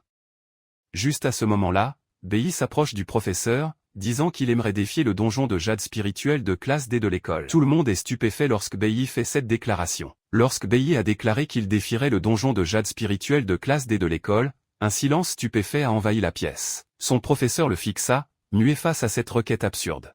Parmi les étudiants abasourdis, Hong Qiansheng et la présidente de classe, Kui-in, observaient avec incrédulité. Le professeur s'est rapidement repris et a dit à Bei qu'il devait plaisanter, affirmant que personne ne défie un donjon de classe D immédiatement et a refusé sa requête. Cependant, le regard intense de Bei montrait qu'il était tout à fait sérieux. À ce moment précis, le doyen de la division du collège, Hong Liang, s'est avancé. Il a expliqué que les donjons de classe D sont très dangereux et normalement destinés aux lycéens qui ont atteint la classe D ou plus. Impassible, Bei a rétorqué que les règles de simulation de combat permettent aux étudiants de choisir leur propre niveau. Il a poursuivi en disant que le but de l'école est de trouver des talents exceptionnels pour la guilde divine, et que les critères pour de tels talents incluent la bravoure et la force. Bei a ensuite demandé si le doyen avait réellement l'intention de lui refuser la chance de démontrer ses qualités. Acculé par la logique de Bei, le doyen Hong Liang céda légèrement, mais souleva un nouveau problème. Tous les donjons doivent être explorés en équipe. Bei répondit immédiatement qu'il pouvait le faire seul. Cela irrita le doyen, qui déclara que l'entrée en solo était interdite par le règlement de l'école pour assurer la sécurité des étudiants. Alors que la situation était dans l'impasse, Kui-in leva la main et annonça avec assurance qu'elle choisirait également le donjon de classe D, le visage déterminé. Din Hong Liang, visiblement agité, remit en question la décision de Kui-in, lui demandant si elle avait perdu la tête et s'inquiétant de la façon dont il affronterait son père si elle avait des ennuis. Kui-in resta ferme, expliquant qu'elle voulait aussi le score le plus élevé possible et qu'elle était impatiente de tester ses capacités. Avec un clin d'œil confiant, elle se tourna vers Bei et lui proposa de faire équipe. À sa grande surprise, Bei refusa catégoriquement, disant qu'il prévoyait de nettoyer le donjon tout seul. Avant que Kui-in ne puisse réagir à ce nouveau rejet, le professeur intervint, posant une main sur leurs deux têtes. Il a déclaré que le refus de Bei était irrecevable, les forçant à former une équipe. Le doyen, soupirant de frustration, a accepté à contre-cœur, marmonnant à quel point les nouveaux étudiants étaient devenus arrogants. Le professeur a ensuite soulevé un nouveau problème. Étant donné que leur équipe n'était composée que de 2 personnes tentant un donjon dangereux, il était peu probable que des étudiants de dernière année se portent volontaires pour les superviser. Alors que leur défi semblait impossible, une main s'est levée du groupe des anciens. Un jeune homme charismatique s'avança avec un sourire charmant, déclarant que les fleurs de la patrie ont toujours besoin de quelqu'un pour les protéger. L'expression du professeur se transforma en soulagement. Et il dit aux volontaires qu'avec lui, il pouvait enfin se reposer l'esprit. Kui-in, maintenant à côté de Bei, reconnut l'aîné qui s'était porté volontaire. Elle dit à Bei que son nom était Ziling et mentionna qu'il avait failli rejoindre la prestigieuse équipe ultime de l'école. Alors que Ziling s'approchait d'eux avec un sourire narquois, Bei se demanda qui était cette personne et ce qu'était même cette équipe. Lorsque Ziling fut devant lui, Bei déclara simplement qu'il n'avait jamais entendu parler de lui. Ce commentaire amusa Ziling, qui pensa que Bei n'était qu'un pan ignorant, désireux de se montrer sans comprendre ses limites. Avec l'équipe finale prête, le professeur s'adressa à tous les élèves. Il annonça que les équipes étaient assignées et que la simulation de combat commençait officiellement, créant un grand portail rougeoyant. Il expliqua que leur progression dans les donjons serait diffusée en direct par des drones professionnels, surveillant chacun de leurs mouvements. Avec un dernier mot d'encouragement, il les exhorta à faire de leur mieux et à voir qui obtiendrait le meilleur score. Alors que les étudiants se préparaient à entrer, Bei regarda droit devant lui avec une détermination intense. L'Académie des éveillés a été établie sur le site d'une immense grotte démoniaque conquise. Au fil du temps, cette grotte majeure a créé de nombreux portails plus petits, de niveau inférieur, dans l'enceinte de l'école, utilisés par les divisions du collège et du lycée. Ces nouveaux donjons, avec des niveaux de puissance principalement entre les classes F et D, servaient de terrain d'entraînement parfait pour les étudiants. Alors que des étudiants comme Spec et son ami entraient dans leur portail, la simulation de combat commença. À l'intérieur de leur portail, Bei, Kuyin et leur superviseur principal, Ziling, étaient suivis par un drone. Bei était conscient que la simulation était diffusée et que chacun de ses actes était enregistré. Il savait qu'il devait se contrôler et ne pas révéler tous ses atouts, surtout face à des menaces inconnues, pensant aux dieux qui observaient. Sa raison de choisir ce défi était claire. Le donjon de jade spirituel contenait quelque chose dont il avait désespérément besoin. L'équipe arriva dans une forêt sombre, se tenant au bord d'une falaise. À leurs pieds gisaient les restes d'une vigne épineuse, brillant d'une faible énergie verte, preuve de leur première victoire. Ziling s'avança avec assurance entre Bei et Kuyin. Il leur dit de ne pas s'inquiéter, car il les protégerait, se vantant d'avoir de l'expérience dans le nettoyage de donjons de classe D non scellés avec d'autres éveillés puissants. Alors qu'ils s'enfonçaient dans la forêt, Kuyin demanda à Ziling quelle était la force des monstres dans un donjon de classe D. Il expliqua que leur niveau variait de E5 à D5. Cependant, comme les donjons de l'école ont leurs bêtes les plus fortes scellées, il était peu probable qu'ils affrontent un véritable monstre de classe D, et il n'y aurait pas de boss. Il ajouta avec un sourire qu'il ne devrait pas sous-estimer les monstres de classe de haut niveau, car leur puissance d'attaque et leur vitesse peuvent être fortes. Il leur rappela qu'en tant que nouveaux étudiants, ils n'étaient encore que des bleus, et Kuyin acquiesça en signe de compréhension.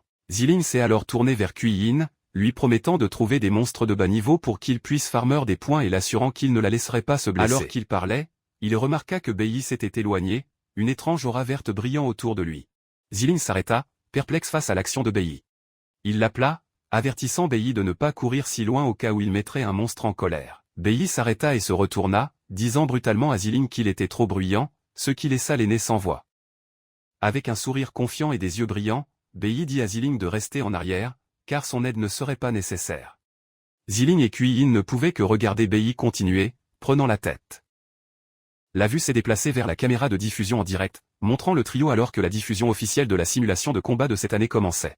De retour à l'académie, de grands écrans avaient été installés pour que les étudiants et le personnel puissent regarder les simulations de combat en direct, montrant la progression des équipes dans les donjons. La scène se déplace ensuite vers une salle privée avec une plaque indiquant « Équipe scolaire ultime ».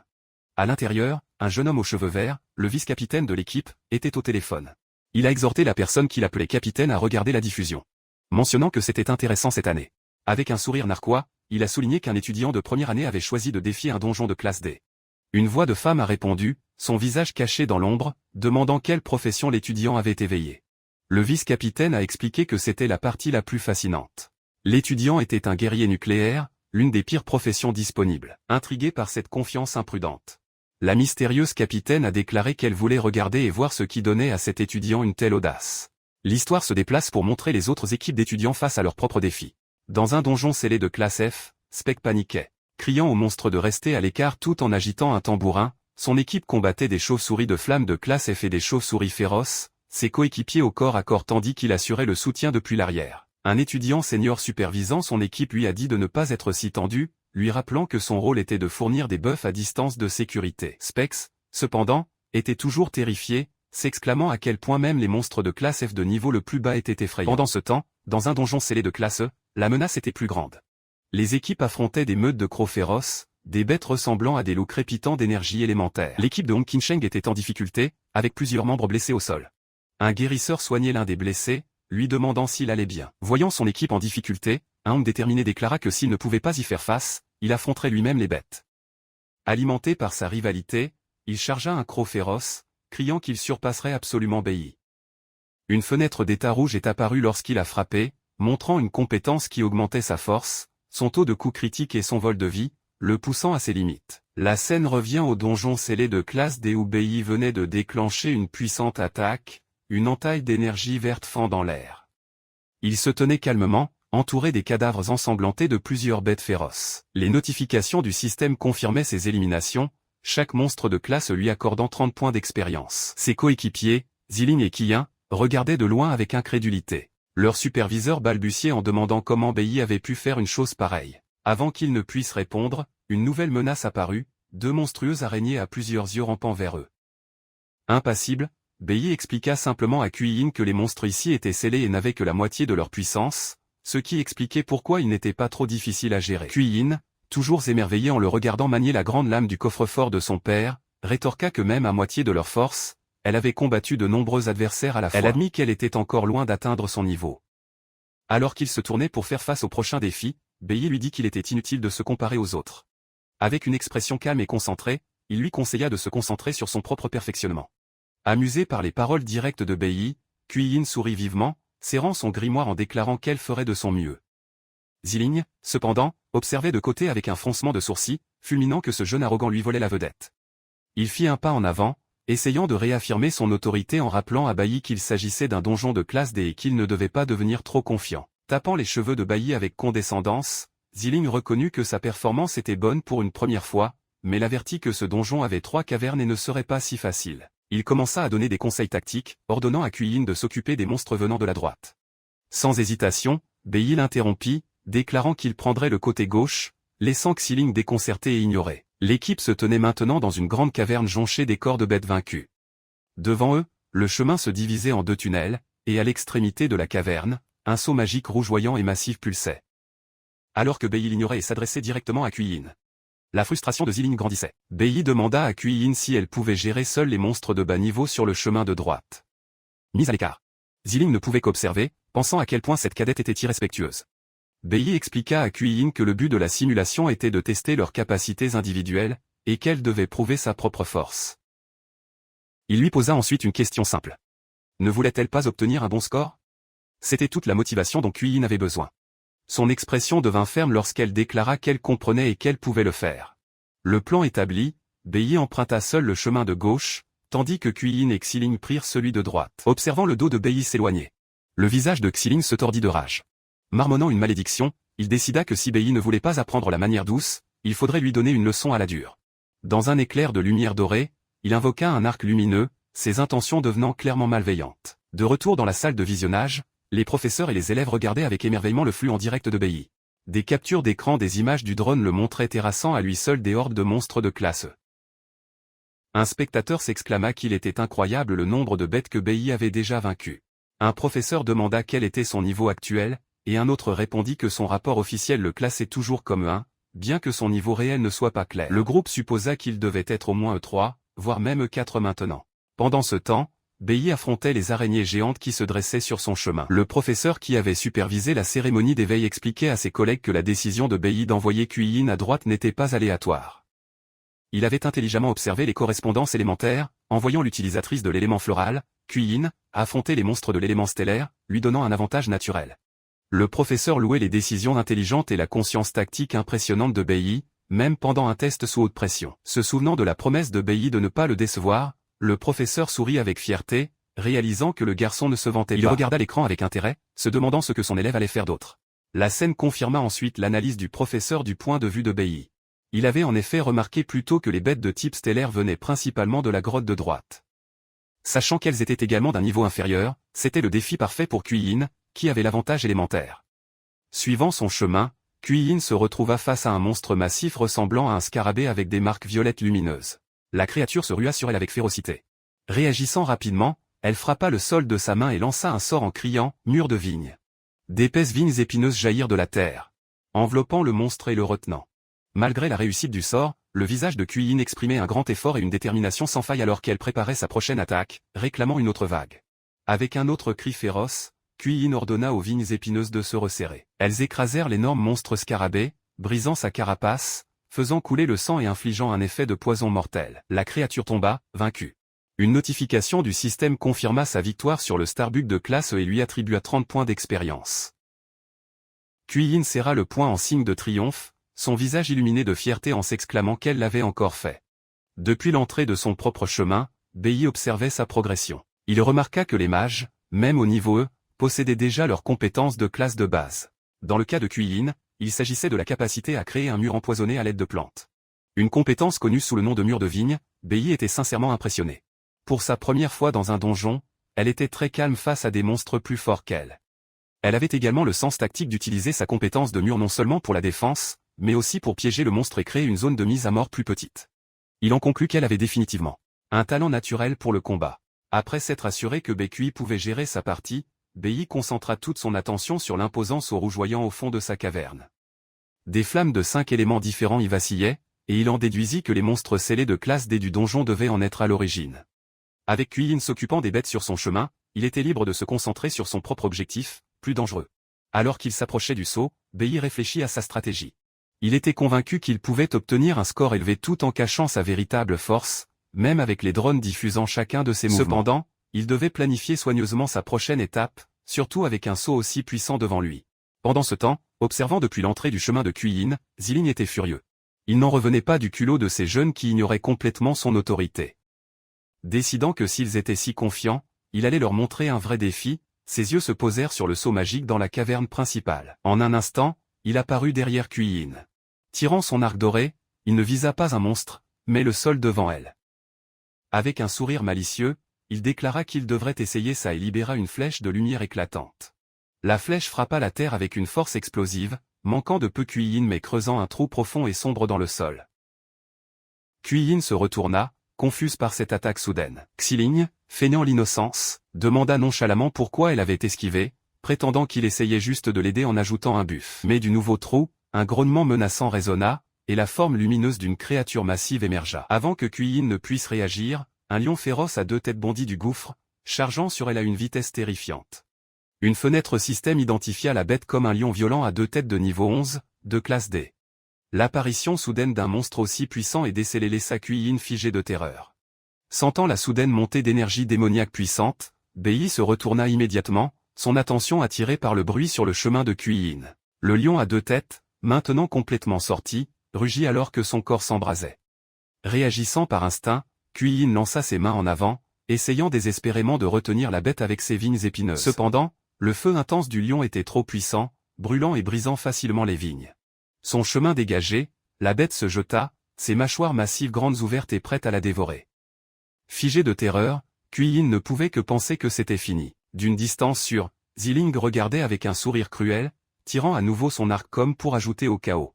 Mais juste au moment où le lion était sur le point de frapper, Bei activa sa compétence accélération, une notification confirmant une augmentation temporaire de 50% de sa vitesse. Il s'était lancé à une vitesse fulgurante, interceptant la bête de feu en pleine charge. Ce mouvement soudain a complètement pris Xiling par surprise. En une fraction de seconde, Bei a écarté Kuei-in de sa trajectoire. Poussant sa vitesse à la limite, il a activé l'effet Flash Blink, lui permettant de traverser l'attaque du lion et de porter un coup dévastateur à sa tête. La frappe puissante a fait chanceler l'énorme créature tandis que Bei atterrissait avec grâce, se plaçant entre le monstre et une Kuei-in stupéfaite.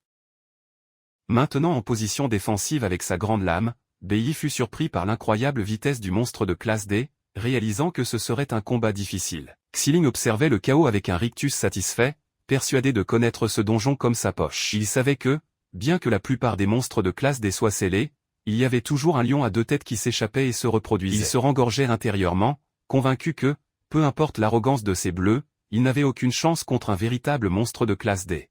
Son plan sinistre se dévoilait alors qu'il pensait aux derniers détails. Le lion avait été amélioré par ses propres compétences. Une fenêtre d'état rougeoyante apparut au-dessus de la bête enragée, confirmant la ruse de Xiling. Le lion était dans un état de flèche de lumière, sa gravité réduite, et ses dégâts et sa vitesse massivement augmentés. Ziling l'appelait mentalement le lion à 2 têtes le plus rapide. Une autre fenêtre d'état montrait que le lion était également enragé, lui accordant une augmentation supplémentaire de 10% en attaque et de 50% en vitesse. Face à cet ennemi incroyablement puissant, l'expression de Bei devint sombre. Serrant le poignard du coffre-fort de son père, il se demanda s'il serait forcé de révéler toute sa force pour survivre. Se tournant vers Kuei-in, il lui dit de se retirer à une distance sûre, affirmant que c'était un monstre qu'elle ne pouvait pas gérer. Kuei-in regardait, frustrée et en colère contre elle-même, maudissant son hésitation de quelques instants auparavant. L'énorme lion à 2 têtes, couvert de flammes, bondit dans les airs, se dirigeant droit sur Bei et Kuei-in. Juste au moment où Bei se préparait à l'affronter seul.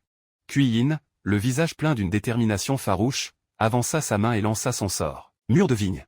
En un instant, d'épaisses vignes épineuses jaillirent du sol, attrapant le lion en plein vol et s'enroulant fermement autour de son corps. Sans relâcher, Kuei-in versa plus de puissance dans son sort, criant pour une autre couche. Avec un rugissement final, elle déchaîna un mur de vigne à triple couche, piégeant complètement la bête ardente et stoppant temporairement son attaque. Bei observa, surpris par cette soudaine démonstration de puissance. Se tournant vers lui, Kui-in lui demanda si elle pouvait se joindre à lui dans le combat, promettant de ne pas le freiner. Elle déclara que même si c'était un monstre de classe D, elle voulait l'affronter avec lui. Depuis la touche, Xiling regardait avec incrédulité, se demandant si la jeune fille avait perdu la tête depuis qu'elle avait failli être dévorée il y a quelques instants. Un léger sourire effleura les lèvres de Bei alors qu'il commentait la rapidité avec laquelle elle s'était adaptée, admettant qu'il pensait qu'elle aurait été paralysée par la peur. Kui-in répondit avec une nouvelle confiance, déclarant qu'elle avait travaillé trop dur pour être vaincue ici. Maintenant côte à côte, ils se préparèrent à affronter ensemble le monstre de classe démaîtrisé, prêt à ce que la vraie bataille commence. Regardant Bei avec un sourire confiant, Qian lui dit qu'elle lui faisait entièrement confiance. Déclarant qu'avec lui à ses côtés, elle savait qu'elle ne mourrait pas. Bei, toujours pragmatique, l'a mis immédiatement en garde, lui rappelant qu'elle avait utilisé beaucoup de pouvoir sur la compétence à triple couche et que son énergie était limitée. Kui-in répondit simplement qu'elle le savait. Cet échange fit se souvenir Bei de Kui-in de sa vie antérieure. Même à l'époque, elle était une star dans leur collège. Un flashback montrait une jeune Kui-in se présentant avec assurance à la classe, déclarant que son rêve était de rejoindre la guilde divine et de devenir une prêtresse divine. Bei se souvenait d'elle comme d'une fille confiante, optimiste et gentille. Bien qu'elle vienne d'une famille puissante, elle était toujours amicale et assumait ses responsabilités de déléguée de classe. Il avait perdu sa trace plus tard dans sa vie passée et supposait qu'elle menait une vie ordinaire. Mais dans cette chronologie, il savait une chose avec certitude. C'était quelqu'un en qui il pouvait avoir confiance. Avec cet allié fiable à ses côtés. Bei se sentait confiant de pouvoir réussir l'évaluation tout en cachant l'étendue réelle de ses pouvoirs. Cependant, Xiling, observant depuis la touche, se moquait de leur nouveau travail d'équipe. Il ricana, pensant qu'ils étaient fous de croire qu'ils pouvaient gérer la bête, soulignant que le mur de vigne ne la retiendrait pas plus de quelques secondes. Un vrai combat ne se gagnait pas seulement avec de la confiance, pensa-t-il avec colère, convaincu qu'avec leur faible force, ils n'avaient aucune chance contre le monstre de classe D amélioré qu'il avait déchaîné. Avec un sourire cruel, Xiling décida d'attendre. Il les laisserait se débattre et échouer, et ce n'est que lorsqu'ils seraient assez désespérés pour implorer son aide qu'il interviendrait. À ce moment-là, il leur donnerait une dure leçon sur le respect des aînés. Juste au moment où cette pensée traversait son esprit, le lion à deux têtes laissa échapper un rugissement final, à faire trembler la terre, et, avec une poussée massive de puissance, brisa complètement les vignes qui l'enrageaient. Étant maintenant libre, Bei élabora rapidement un plan.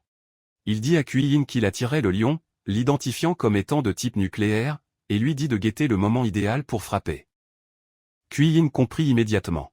Avec un cri, ils se séparèrent, attirant le lion ardent dans une charge imprudente. Bei savait que, puisqu'il était celui qui l'avait blessé, la colère de la bête serait entièrement concentrée sur lui. Il mena délibérément la créature enragée vers une grande étendue d'eau au bord de la caverne. Sans hésitation, il plongea, et le lion, aveuglé par sa fureur, plongea juste après lui. Sous l'eau, Bei utilisa son incroyable vitesse pour se déplacer autour de la bête maintenant maladroite et gorgée d'eau. Trouvant l'ouverture parfaite alors que le lion luttait dans cet environnement inconnu, il cria à Kui-in que le moment était venu. Réagissant instantanément à son signal, Qian lança son sort de mur de vigne. Juste au moment où le lion émergeait de l'eau, la bête trempée, son aura ardente disparut, fut complètement piégée par les vignes épineuses. Il rugit de frustration, mais sa puissance était clairement réduite. Avec un regard de concentration intense, Kui-in ordonna aux vignes de se resserrer. Le plan fonctionna parfaitement. L'eau avait neutralisé les capacités ardentes du lion et perturbé son noyau nucléaire. Les notifications du système confirmèrent que ses états de berserk et nucléaire avaient échoué, le laissant empoisonné et incapable de se libérer. Alors que Bei émergeait de l'eau et atterrissait sur le rivage à côté d'elle, il tenait avec assurance sa grande lame prête.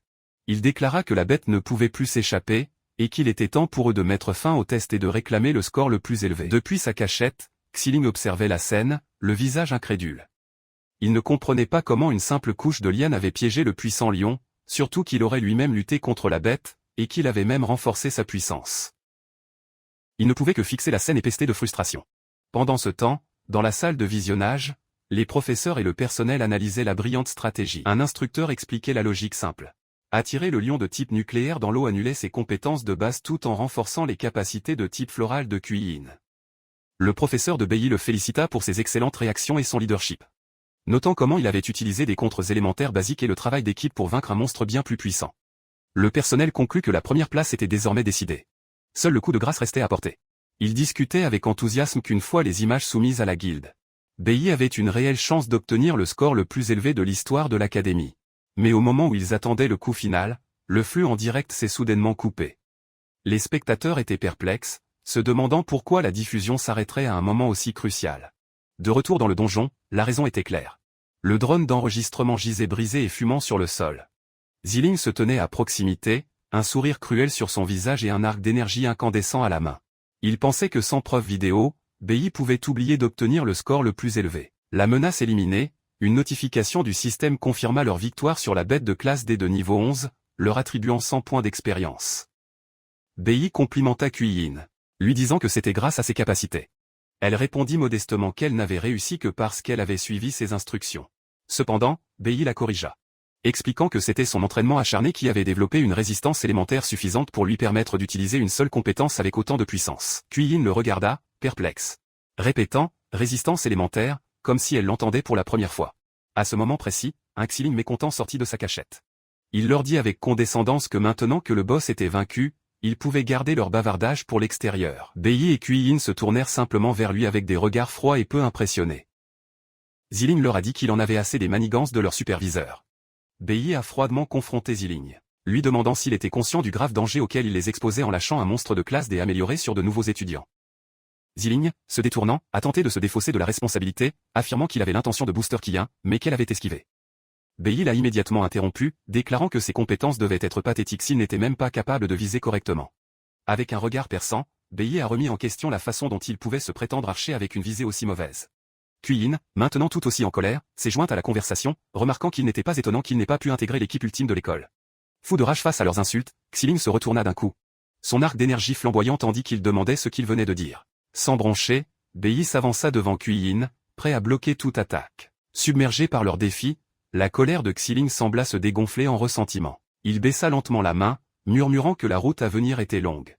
Tournant le dos, il lança une dernière menace, leur disant d'attendre avant de s'éloigner en trombe vers la sortie du donjon. Après son départ, BI et Kuei-in s'approchèrent du drone détruit par Xiling. Kuei-in, furieuse, critiquait le caractère exécrable de leur aîné. Elle remarqua ensuite BI en train d'examiner la machine cassée et lui demanda ce qu'il faisait. BI expliqua que leur superviseur avait détruit la caméra pour les empêcher d'obtenir un score élevé. Puisque personne ne pouvait les voir, Xiling devrait partir chercher un nouveau drone.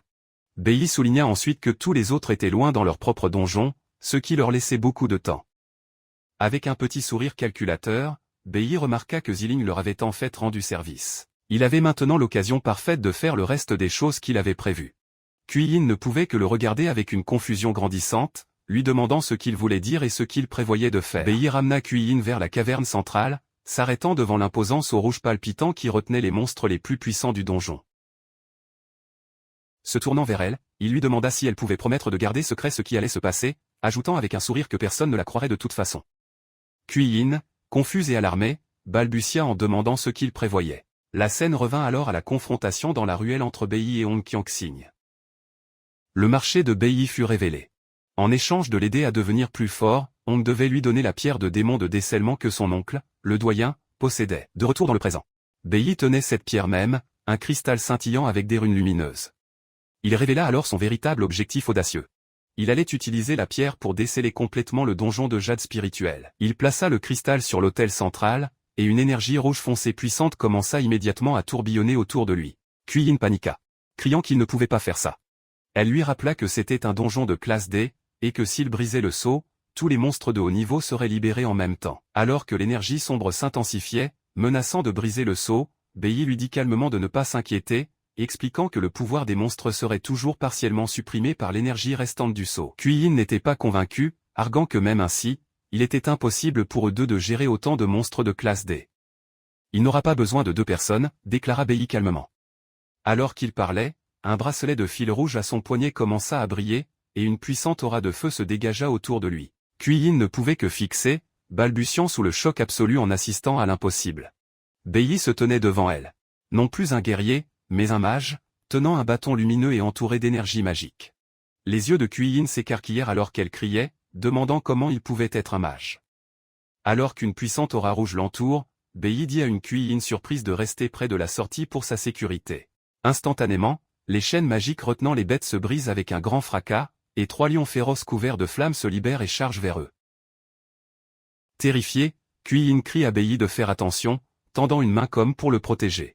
Cependant, BI reste calme et fait face aux bêtes qui approchent. Tenant son bâton, il invoque le pouvoir élémentaire de nuage tandis que les lions rugissent. Une notification du système confirme qu'il est passé à sa profession de mage d'éléments de nuage de classe E. Avec un regard déterminé, il libère son sort, et une puissante vague d'énergie glaciale tourbillonne autour des bêtes chargées. Kuei-Yin regarde avec incrédulité, réalisant que Bei a une profession rouge, un rang très élevé. Elle se dit combien il était difficile pour elle de contrôler un seul lion. Et pourtant, Bei contrôlait les trois à la fois, les gelant complètement dans un énorme bloc de glace. Alors qu'ils observent tous les deux les bêtes piégées, Bei explique qu'après avoir été scellé si longtemps, il était prévisible qu'elles sortiraient toutes en même temps. Avec un regard intense, il ajoute qu'il aura besoin d'une zone plus vaste pour ce qu'il prévoit de faire ensuite. Comprenant son rôle, Kuei-Yin serre les poings et accepte le plan de Bei. Se retirant rapidement à une distance sûre. Du seau brisé, une nouvelle vague de bêtes ardentes, semblables à des panthères, émerge, leurs pattes tonnant sur le sol alors qu'elles chargent avec des yeux rouges brillants. Un monstre beaucoup plus grand et intimidant, un léopard flamme féroce de classe D, apparaît et domine Bei. Bei affronte la bête de front. Il évalue la situation, notant que bien que les monstres soient de classe D, leur force a été réduite de moitié en raison de leur long emprisonnement. En tant que mage, il utilise sa compétence de formation de glace. Une technique qui transforme l'humidité de l'air en glace solide pour contrôler les ennemis. Il se dit que sa première étape est de les maîtriser tous. Alors que l'ombre géante d'une bête se profile au-dessus de lui, Bei décide qu'il est temps de changer de tactique. Une notification système apparaît, et il rebascule sa profession en guerrier nucléaire, se préparant à une attaque directe. Maintenant, sous sa forme de guerrier nucléaire, Bei esquive une puissante attaque d'une bête d'épée de feu de classe D, une aura verte flamboyant autour de lui alors qu'il évite de justesse son attaque. Avec un sourire suffisant, il se moque intérieurement de la bête qui tente de l'attaquer sournoisement. Alors qu'une autre bête ardente charge, Bei active une compétence, disparaissant dans un éclair d'énergie verte juste au moment où le monstre frappe l'endroit où il se tenait. Dans une démonstration de puissance éclatante, il réapparaît instantanément, étant redevenu mage élémentaire de nuage, son bâton à la main est prêt à lancer un autre sort. Un gros plan révèle l'une des bêtes complètement enfermée dans une glace déchiquetée et craquelée. Observant à une distance sûre, Kuei-Yin est stupéfait, se demandant comment il peut passer d'une profession à l'autre si librement. C'est à cet instant précis qu'elle a une prise de conscience profonde. En le voyant se battre maintenant, elle comprend enfin pourquoi il insistait pour s'entraîner dans la salle des éléments. Il pratiquait sa résistance élémentaire. Elle repense à sa propre magie, réalisant qu'elle croyait autrefois que la force venait de la puissance brute et du lancement fréquent de sorts. Cependant, après avoir observé la démonstration magistrale de Bei, elle comprend que la vraie force réside dans le contrôle de son pouvoir. Kuei-Yin réfléchit à la façon dont le pouvoir élémentaire vient de la nature et est sauvage et difficile à maîtriser. Elle voit maintenant que ce n'est qu'en acquérant une maîtrise totale de son pouvoir élémentaire qu'une personne peut débloquer des techniques plus polyvalentes et puissantes. Elle observe avec émerveillement Bei manipuler la glace qu'il a créée, transformant une compétence basique en une arme et lançant des éclats sur les bêtes piégées. Une étincelle de compréhension et de détermination brille dans les yeux de Kuei-Yin. Bei se tient calmement. Devant lui, toute la horde de monstres est piégée, blessée et vaincue dans ses constructions de glace, un témoignage de son incroyable talent. Kuei-Yin ne peut que regarder, stupéfaite qu'il ait déjà maîtrisé ses capacités si complètement. Observant la maîtrise absolue de Bei, Kuei-Yin baisse la tête et serre le poing, une ombre tombant sur son visage. Elle se dit qu'il les a déjà tous laissés loin derrière. Cependant, alors qu'elle réfléchit à son pouvoir, son expression de désespoir se transforme en un doux sourire rougissant. Elle admet en elle-même qu'il est incroyablement cool. À cet instant précis, le sol se met à trembler sous l'effet d'un pas massif et tonitruant. Des profondeurs de la grotte émerge le véritable boss final du donjon. Le seigneur démon de jade spirituel de la grotte, un mammouth féroce colossal de classe D avec des yeux rougeoyants et une aura sombre et menaçante. Une fenêtre de statue confirme son niveau et note que ses attributs sont réduits de moitié car il est encore dans un état scellé. Alors que tout autre étudiant serait terrifié. Bei observe avec des yeux intenses et brillants, complètement imperturbable. Il pense en lui-même que la bête est enfin apparue, révélant qu'il s'y attendait. Le mammouth pousse un rugissement et charge, sautant par-dessus les constructions de glace qui retenaient les autres monstres vaincus.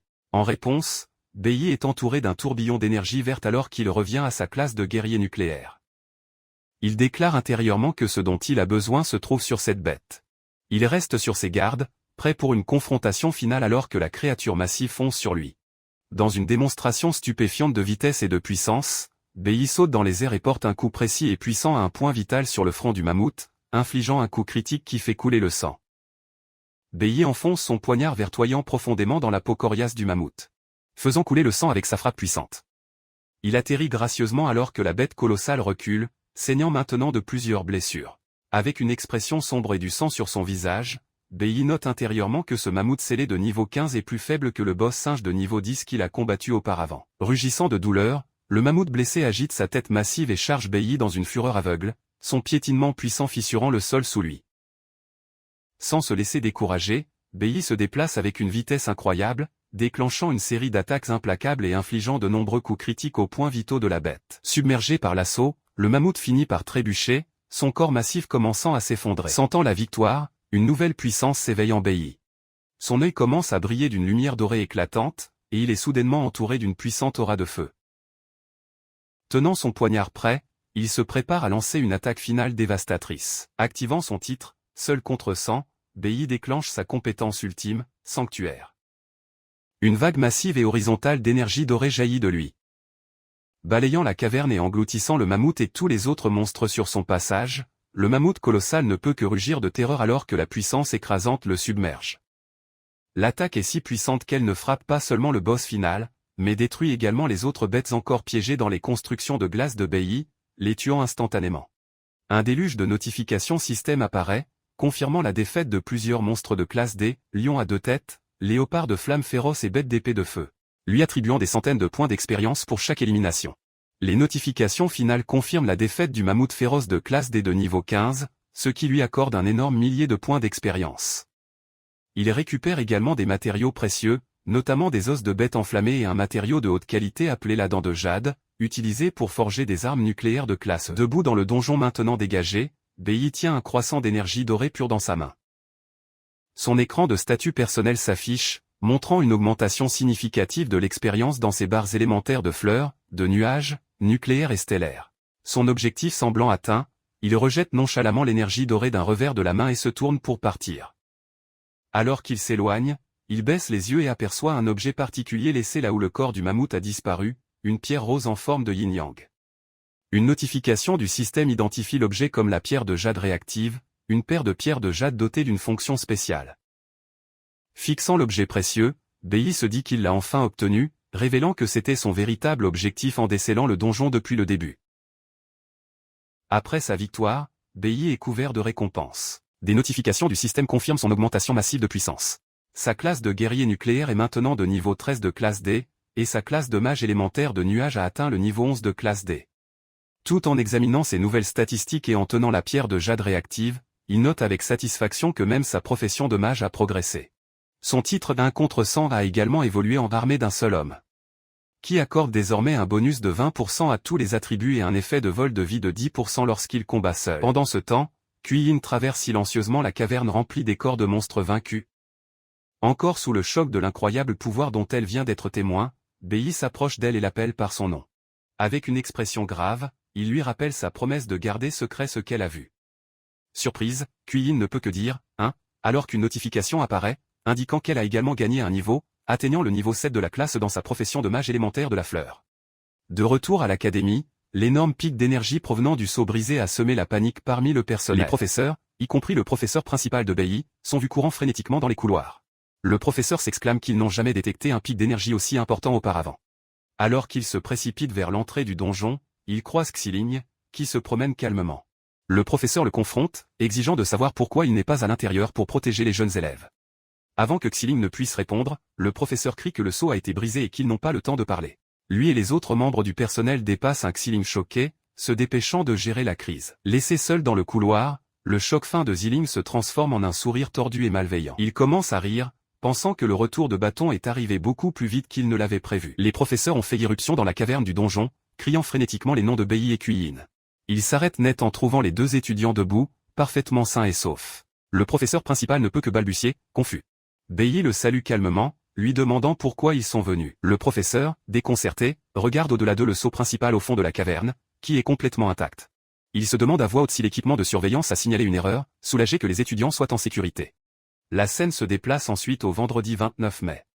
Juste avant la fin de la journée scolaire, Xiling rencontre la vice-capitaine aux cheveux verts de l'équipe ultime de l'école. Avec un sourire suffisant, Xiling demande si les documents qu'il a soumis sont enfin suffisants pour assurer la dernière place disponible dans l'équipe. La vice-capitaine, cependant, sourit sournoisement et s'excuse, informant Xiling que leur capitaine a déjà choisi quelqu'un d'autre. Xiling est stupéfait et furieux, exigeant de savoir qui a été choisi à sa place. Il attrape la vice-capitaine, criant que la place était censée revenir à la personne la plus précieuse et se demandant si sa propre force et son expérience n'étaient pas suffisantes. À ce moment précis, une voix de femme depuis l'entrée déclare qu'ils ont déjà trouvé la personne la plus précieuse. Une femme confiante aux cheveux bruns, la capitaine de l'équipe, entre dans la pièce avec un sourire narquois. Une fenêtre d'état l'identifie comme Ling Yue, une assassin éclair d'or d'un niveau inconnu. Elle commente que l'étudiant nommé Bei est très intéressant, révélant que c'est lui qui a captivé son attention et gagné la place. L'histoire se déplace au vendredi soir, le 29 mai, à un stand de nouilles en plein air. L'inspecteur Shen Jinwu est assis avec le père de Bei, Ling Sheng. Shen Jinwu, fumant, avertit Ling Sheng de ne plus causer de problème, lui rappelant qu'il s'est donné beaucoup de mal pour le faire sortir de prison plus tôt. Tout en mangeant ses nouilles, Ling Sheng confirme nonchalamment qu'il comprend, bien que son expression se transforme rapidement en un regard noir et rancunier lorsque l'inspecteur ne regarde pas. Shen Jinwu se penche, informant Ling Sheng qu'il a entendu dire que le doyen Ongliang arrivera vendredi prochain et lui demande s'il comprend ce que cela signifie. Ling Sheng lui dit simplement de se détendre. À ce moment précis, le téléphone de Shen Jinwu sonne, un appel de son supérieur. Agacé, Shen Jinwu se lève pour partir, disant à Ling Sheng qu'il retourne à l'équipe et que Ling Sheng devrait également rentrer chez lui bientôt. Regardant l'inspecteur s'éloigner, Ling Sheng acquiesce, disant qu'il va bien sûr rentrer chez lui bientôt. Alors qu'il continue de manger, son visage se tord en un masque de rage pure, ses yeux rougeoyants de menace alors qu'il pense à rentrer chez lui. Un message final apparaît, laissant présager qu'une rencontre fatidique est sur le point de se produire beaucoup plus tôt que prévu. Un panneau informatif explique ensuite la légende de la pierre de jade réactive.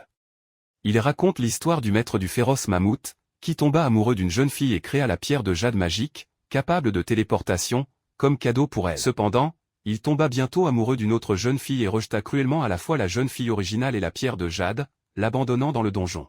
En retournant à son ancien appartement, il le trouve vide et devient encore plus furieux, criant et se demandant où sont passés sa femme et son fils. Dans une explosion de violence, il donne un coup de pied à un tabouret qui tombe au sol, hurlant des jurons et enragé qu'ils aient osé se cacher de lui. Sa fureur s'intensifie alors qu'il jure que s'il les trouve, il les tuera tous les deux, ponctuant sa menace en brisant un miroir avec son poing. Pendant ce temps, en sécurité dans leur nouvel appartement, Bei donne à sa mère la pierre de jade réactive qu'il a obtenue du donjon. Il lui donne l'une des pierres, sertie dans un collier, lui disant qu'elle devrait toujours la porter. Avec un sourire rassurant, il lui montre qu'il a l'autre pierre, identique. Bei explique le pouvoir de la pierre. Si jamais elle est en danger, elle n'a qu'à écraser la pierre, et il le sentira, lui permettant de venir instantanément à ses côtés. Prenant ses mains, il avoue qu'il ne pouvait se sentir à l'aise de la laisser seule sans cette mesure de sécurité. Alors que sa mère tient le collier, Bei réfléchit tristement au fait qu'elle n'a jamais reçu de bijoux ou les joies simples qu'une femme devrait avoir. Sa mère, inquiète pour lui, suggère doucement qu'il ne devrait pas passer son week-end à s'occuper d'elle. Elle l'encourage à sortir et à s'amuser avec des amis de son âge. Bei sourit et lui dit de ne pas s'inquiéter, disant qu'il n'en a pas besoin. Sa réponse ne la rassure pas. Au lieu de cela, elle a l'air inquiète et insiste sur le fait que tout le monde a besoin d'amis et de personnes importantes dans sa vie. Ces mots le font s'arrêter et se taire. Il se détourne, songeant à sa question sur les personnes importantes. Ses pensées dérivent vers sa vie passée, et une vision de ses anciens coéquipiers divins, Ling Yue, Han Xiaoling et Lu Xian, apparaît dans son esprit. Une vague de tristesse l'envahit alors qu'il se demande s'il aura un jour la chance de les revoir dans cette nouvelle chronologie. Tard dans la nuit, à 11h58 du soir, Bei se tient devant une caverne de démons de classe des sauvages. Il se dit qu'avec la pierre de jade réactive protégeant maintenant sa mère, il n'a plus à être distrait par l'inquiétude. C'est une autre caverne de démons cachée qu'il connaît de sa vie passée. Une qui ne s'ouvre qu'une heure par nuit entre minuit et 1h du matin, lui laissant très peu de temps. Sa mère étant en sécurité, il peut maintenant se concentrer entièrement sur son amélioration personnelle. Son poignard dégainé, il entre résolument dans le portail démoniaque. Alors qu'il entre, son esprit est assailli par des flashs de sa vie antérieure. Il se souvient que même après être devenu un guerrier de haut niveau, assez fort pour affronter les fleurs de sang de classe D dans cette grotte, il était toujours impuissant à sauver son équipe. Le souvenir douloureux de voir ses camarades mourir refait surface. Les paroles de sa mère sur la nécessité d'avoir des amis résonnent dans ses pensées, mais le souvenir de la trahison le fait amèrement remettre en question cette idée. Canalisant sa douleur en détermination, il se lance à l'action, abattant l'une des monstrueuses créatures ressemblant à des plantes. Avec une série rapide de coups, il vainc la fleur de sang. Une notification du système confirme la mort, lui attribuant 260 points d'expérience et 3 pétales de fleurs de sang. Alors qu'il ramasse son butin, il rejette avec défi le besoin d'amis, pensant qu'ils ne lui ont apporté que de la douleur à la fin. Bailly repense à l'inutilité de ses efforts passés. Il réalise que peu importe sa force, si les dieux le souhaitaient simplement, lui et son équipe étaient condamnés. Il canalise cette frustration dans son combat, esquivant une puissante attaque de l'une des créatures massives avec une explosion de vitesse qui brise le sol. Il se souvient comment, malgré toute leur puissance, ils se sont retrouvés sans rien, pas même une sépulture décente. Cette colère alimente une frappe rapide et décisive contre le monstre. Alors qu'il atterrit, une notification confirme sa victoire et l'expérience acquise, renforçant sa conviction. Il doit devenir plus fort. Il se pousse à se déplacer plus vite, se faufilant à travers une horde de vrilles démoniaques. Il serre les dents, déterminé à devenir plus fort que tous les autres. Même lorsqu'il est assailli et mordu par de multiples créatures. Malgré la douleur, son regard reste vif et farouchement déterminé. Il déclenche une furieuse contre-attaque, un tourbillon de coups qui abat les monstres environnants, avec des notifications de ses victoires et de l'expérience qui clignotent rapidement. Ensanglanté et meurtri, avec un tentacule de monstre entre les dents, il décide qu'il doit se battre avec sa vie en jeu, pillant la toxine des cadavres de ses victimes. Ses pensées se tournent vers sa faiblesse actuelle. Il réalise qu'en ce moment, il est bien trop faible, pas même assez fort pour vaincre son propre père, Beling Xing. Il pense ensuite aux plus grandes menaces à venir, comme le traître talentueux de sa vie passée. Essuyant le sang de sa bouche, il arrive à une réalisation solennelle. Il comprend qu'il n'y a pas de raccourci ou de chemin facile pour lui. Il doit tenir bon et affronter chaque ennemi sans l'éviter. Avec cette résolution renouvelée, il se tient ferme devant une horde de monstres apparemment infinis, prêt à se frayer un chemin à travers eux tous. Se tenant devant l'écrasante horde de monstres démoniaques, Bailly se prépare à libérer toute sa puissance. Il active sa compétence ultime, Sanctuaire, et manie son poignard avec une force incroyable. Une vague dévastatrice d'énergie dorée jaillit de sa lame, engloutissant les créatures qui rugissent de douleur. L'attaque puissante détruit instantanément les SEM, et un flot de notifications confirme ses éliminations, lui attribuant des centaines de points d'expérience pour chaque fleur de sang et orchidée cadavérique vaincue. Après l'attaque immense, Bailly atterrit, son corps toujours couvert de flammes dorées alors qu'il allait d'efforts. Ensanglanté mais déterminé, il jette un coup d'œil à l'heure et réalise que l'entrée de la grotte démoniaque se fermera dans seulement 20 minutes. Regardant à travers la zone dégagée, ses yeux se fixent sur le chef du donjon. Il sait qu'il doit se dépêcher et vaincre le boss avant que son temps ne soit écoulé. Le samedi 30 mai, à 12h39 du matin, Bailly se tient devant le boss final du donjon, une créature massive ressemblant à du bois. Entouré d'une puissante aura verte, il tient son arme prête et déclare que c'est au monstre de l'affronter. À sa grande surprise, le boss ne réagit pas comme prévu. Au lieu de cela, il s'éloigne d'un bond à une vitesse incroyable, disparaissant dans un flou de lumière verte. La créature, un seigneur de classe D de niveau 20 nommé Y-Uren, réapparaît et lance une attaque féroce, forçant Bailly, surpris, à esquiver. Se reprenant rapidement, Bailly balance sa propre arme dans une puissante contre-attaque, tranchant net un des bras du monstre. Cependant, sa victoire est de courte durée. Le boss reste calme et rassemble de l'énergie verte dans sa main restante. Il active une compétence d'auto-guérison et Bailly regarde avec choc le bras sectionné se régénérer complètement en quelques secondes. Il n'en revient pas de son incroyable capacité de régénération. Avant qu'il ne puisse assimiler cela, Y-Uren frappe le sol avec son poing, provoquant l'éruption de nombreux filaments acérés, semblables à des vignes, hors de la terre. Malgré la régénération du boss et les vrilles qui jaillissent, Bailly se tourne vers la créature avec une expression calme. Cependant, sa confiance est anéantie lorsque les monstres de fleurs de sang qu'il avait vaincus commencent à se relever du sol, rugissant de nouveau à la vie. Il regarde avec incrédulité les bêtes ressuscitées chargées vers lui, se demandant comment elles peuvent encore tenir debout. Il sait qu'un seigneur de classe D ne devrait pas être capable de ressusciter ses serviteurs, et cet étrange développement le met sur les nerfs. Alors que son attention est concentrée sur la horde qui charge, une attaque sombre, semblable à un fouet, jaillit de son angle mort. Ses yeux s'écarquillent de choc lorsque l'attaque l'atteint, le transperçant de part en part, dans une giclée de sang. La force du coup le fait chanceler en arrière, empalé par la vrille sombre. Alors qu'il se débat, il réalise l'horrible vérité. Un second seigneur presque identique est apparu.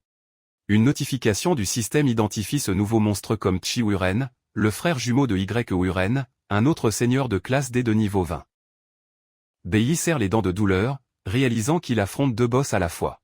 Les deux seigneurs jumeaux se tiennent maintenant ensemble, Y-Uren, le vert, complètement rétabli, et Qui-Uren, le violet, qui vient de lui tendre une embuscade. Face à cette situation impossible, ensanglanté et acculé, l'expression de Bailly se durcit, ses yeux brillant d'une détermination féroce et inflexible.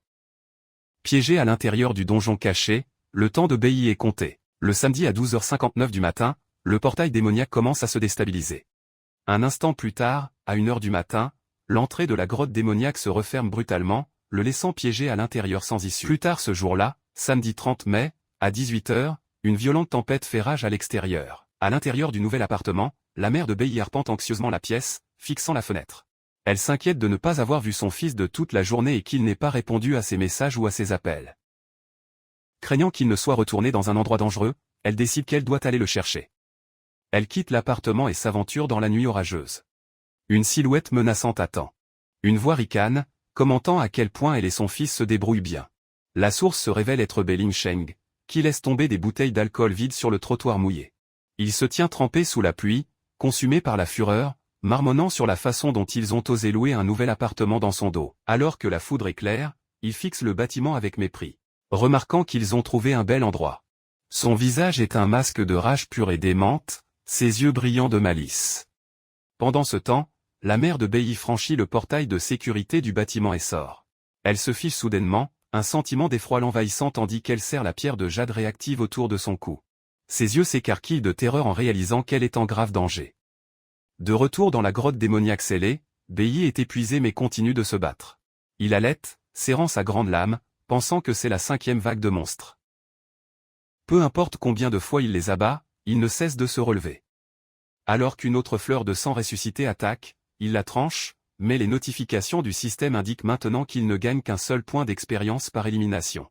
Il réalise rapidement qu'il est inutile de tuer ces monstres à plusieurs reprises, car cela ne rapporte ni expérience ni objet.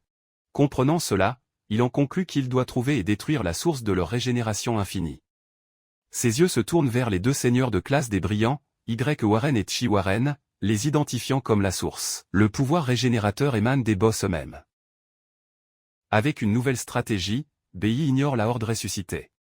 Il devient un éclair de mouvement, dépassant les monstres inférieurs et chargeant directement l'un des seigneurs jumeaux, The Warren, pour mettre fin à la bataille. Avec une concentration intense, Bailey se focalise sur sa cible. Il se jette et enfonce sa lame profondément dans le corps de Chi Warren, lui assénant plusieurs coups puissants qui font craquer et voler en éclats le monstre. Cependant, son attaque est inutile. Il regarde les blessures du seigneur se refermer et son corps se régénérer complètement dans un éclair de lumière verte. Il réalise le problème. L'autre seigneur jumeau, Y. Warren, canalise une capacité de guérison, restaurant constamment son frère. Bailey se souvient que l'autre jumeau a également guéri instantanément, même après qu'il lui ait coupé la tête. Il note à quel point cette capacité est surpuissante, au-delà de ce qu'un guérisseur de classe S pourrait accomplir. Cela le fait se demander quelle est la source de leur pouvoir. Se demandant s'ils puisent leur pouvoir de guérison dans une source cachée. Avant qu'il puisse y réfléchir davantage, l'un des seigneurs disparaît et réapparaît à ses côtés pour frapper. Grâce à son expérience du combat, Bailey bloque parfaitement le coup de poing avec la compétence de parade, annulant les dégâts. Il enchaîne immédiatement avec une puissante contre-attaque, tranchant vers le haut. Alors qu'il réussit la contre-attaque, Bailey remarque quelque chose d'étrange. Le boss a commencé à apprendre et à copier ses propres mouvements de combat. Après sa contre-attaque, Bailey fait face à l'un des seigneurs jumeaux, Y. Warren. À sa grande surprise, le monstre parle, disant que Bailey est très fort. L'autre jumeau apparaît, et les 2 boss se préparent pour la phase suivante. Cependant, l'expression de Bailey change. Il a remarqué quelque chose de crucial, son regard fixé au-delà des boss, et pense en lui-même qu'il l'a enfin trouvé. Un sourire suffisant se dessine sur son visage tandis que son arme brille. Il réalise que dans une grotte démoniaque de type floral comme celle-ci, les arbres massifs sont le centre d'énergie. Ignorant le boss, il se précipite vers l'un des grands arbres brillants à l'arrière-plan. Alors qu'il dépasse le boss surpris, il lui tranche rapidement le bras. Il comprend maintenant que l'incroyable guérison du boss n'est possible que grâce à la puissance de ces arbres. Le boss regarde avec stupéfaction son membre sectionné, qui pour la première fois ne se régénère pas, et pousse un cri d'incrédulité. La nouvelle stratégie de Bailey est claire. Il doit couper la connexion du boss à leur source d'énergie en abattant les arbres enchantés. Il déclenche une puissante entaille qui traverse un tronc massif. Bailey sait qu'une fois leur source d'énergie disparue, il pourra enfin les tuer.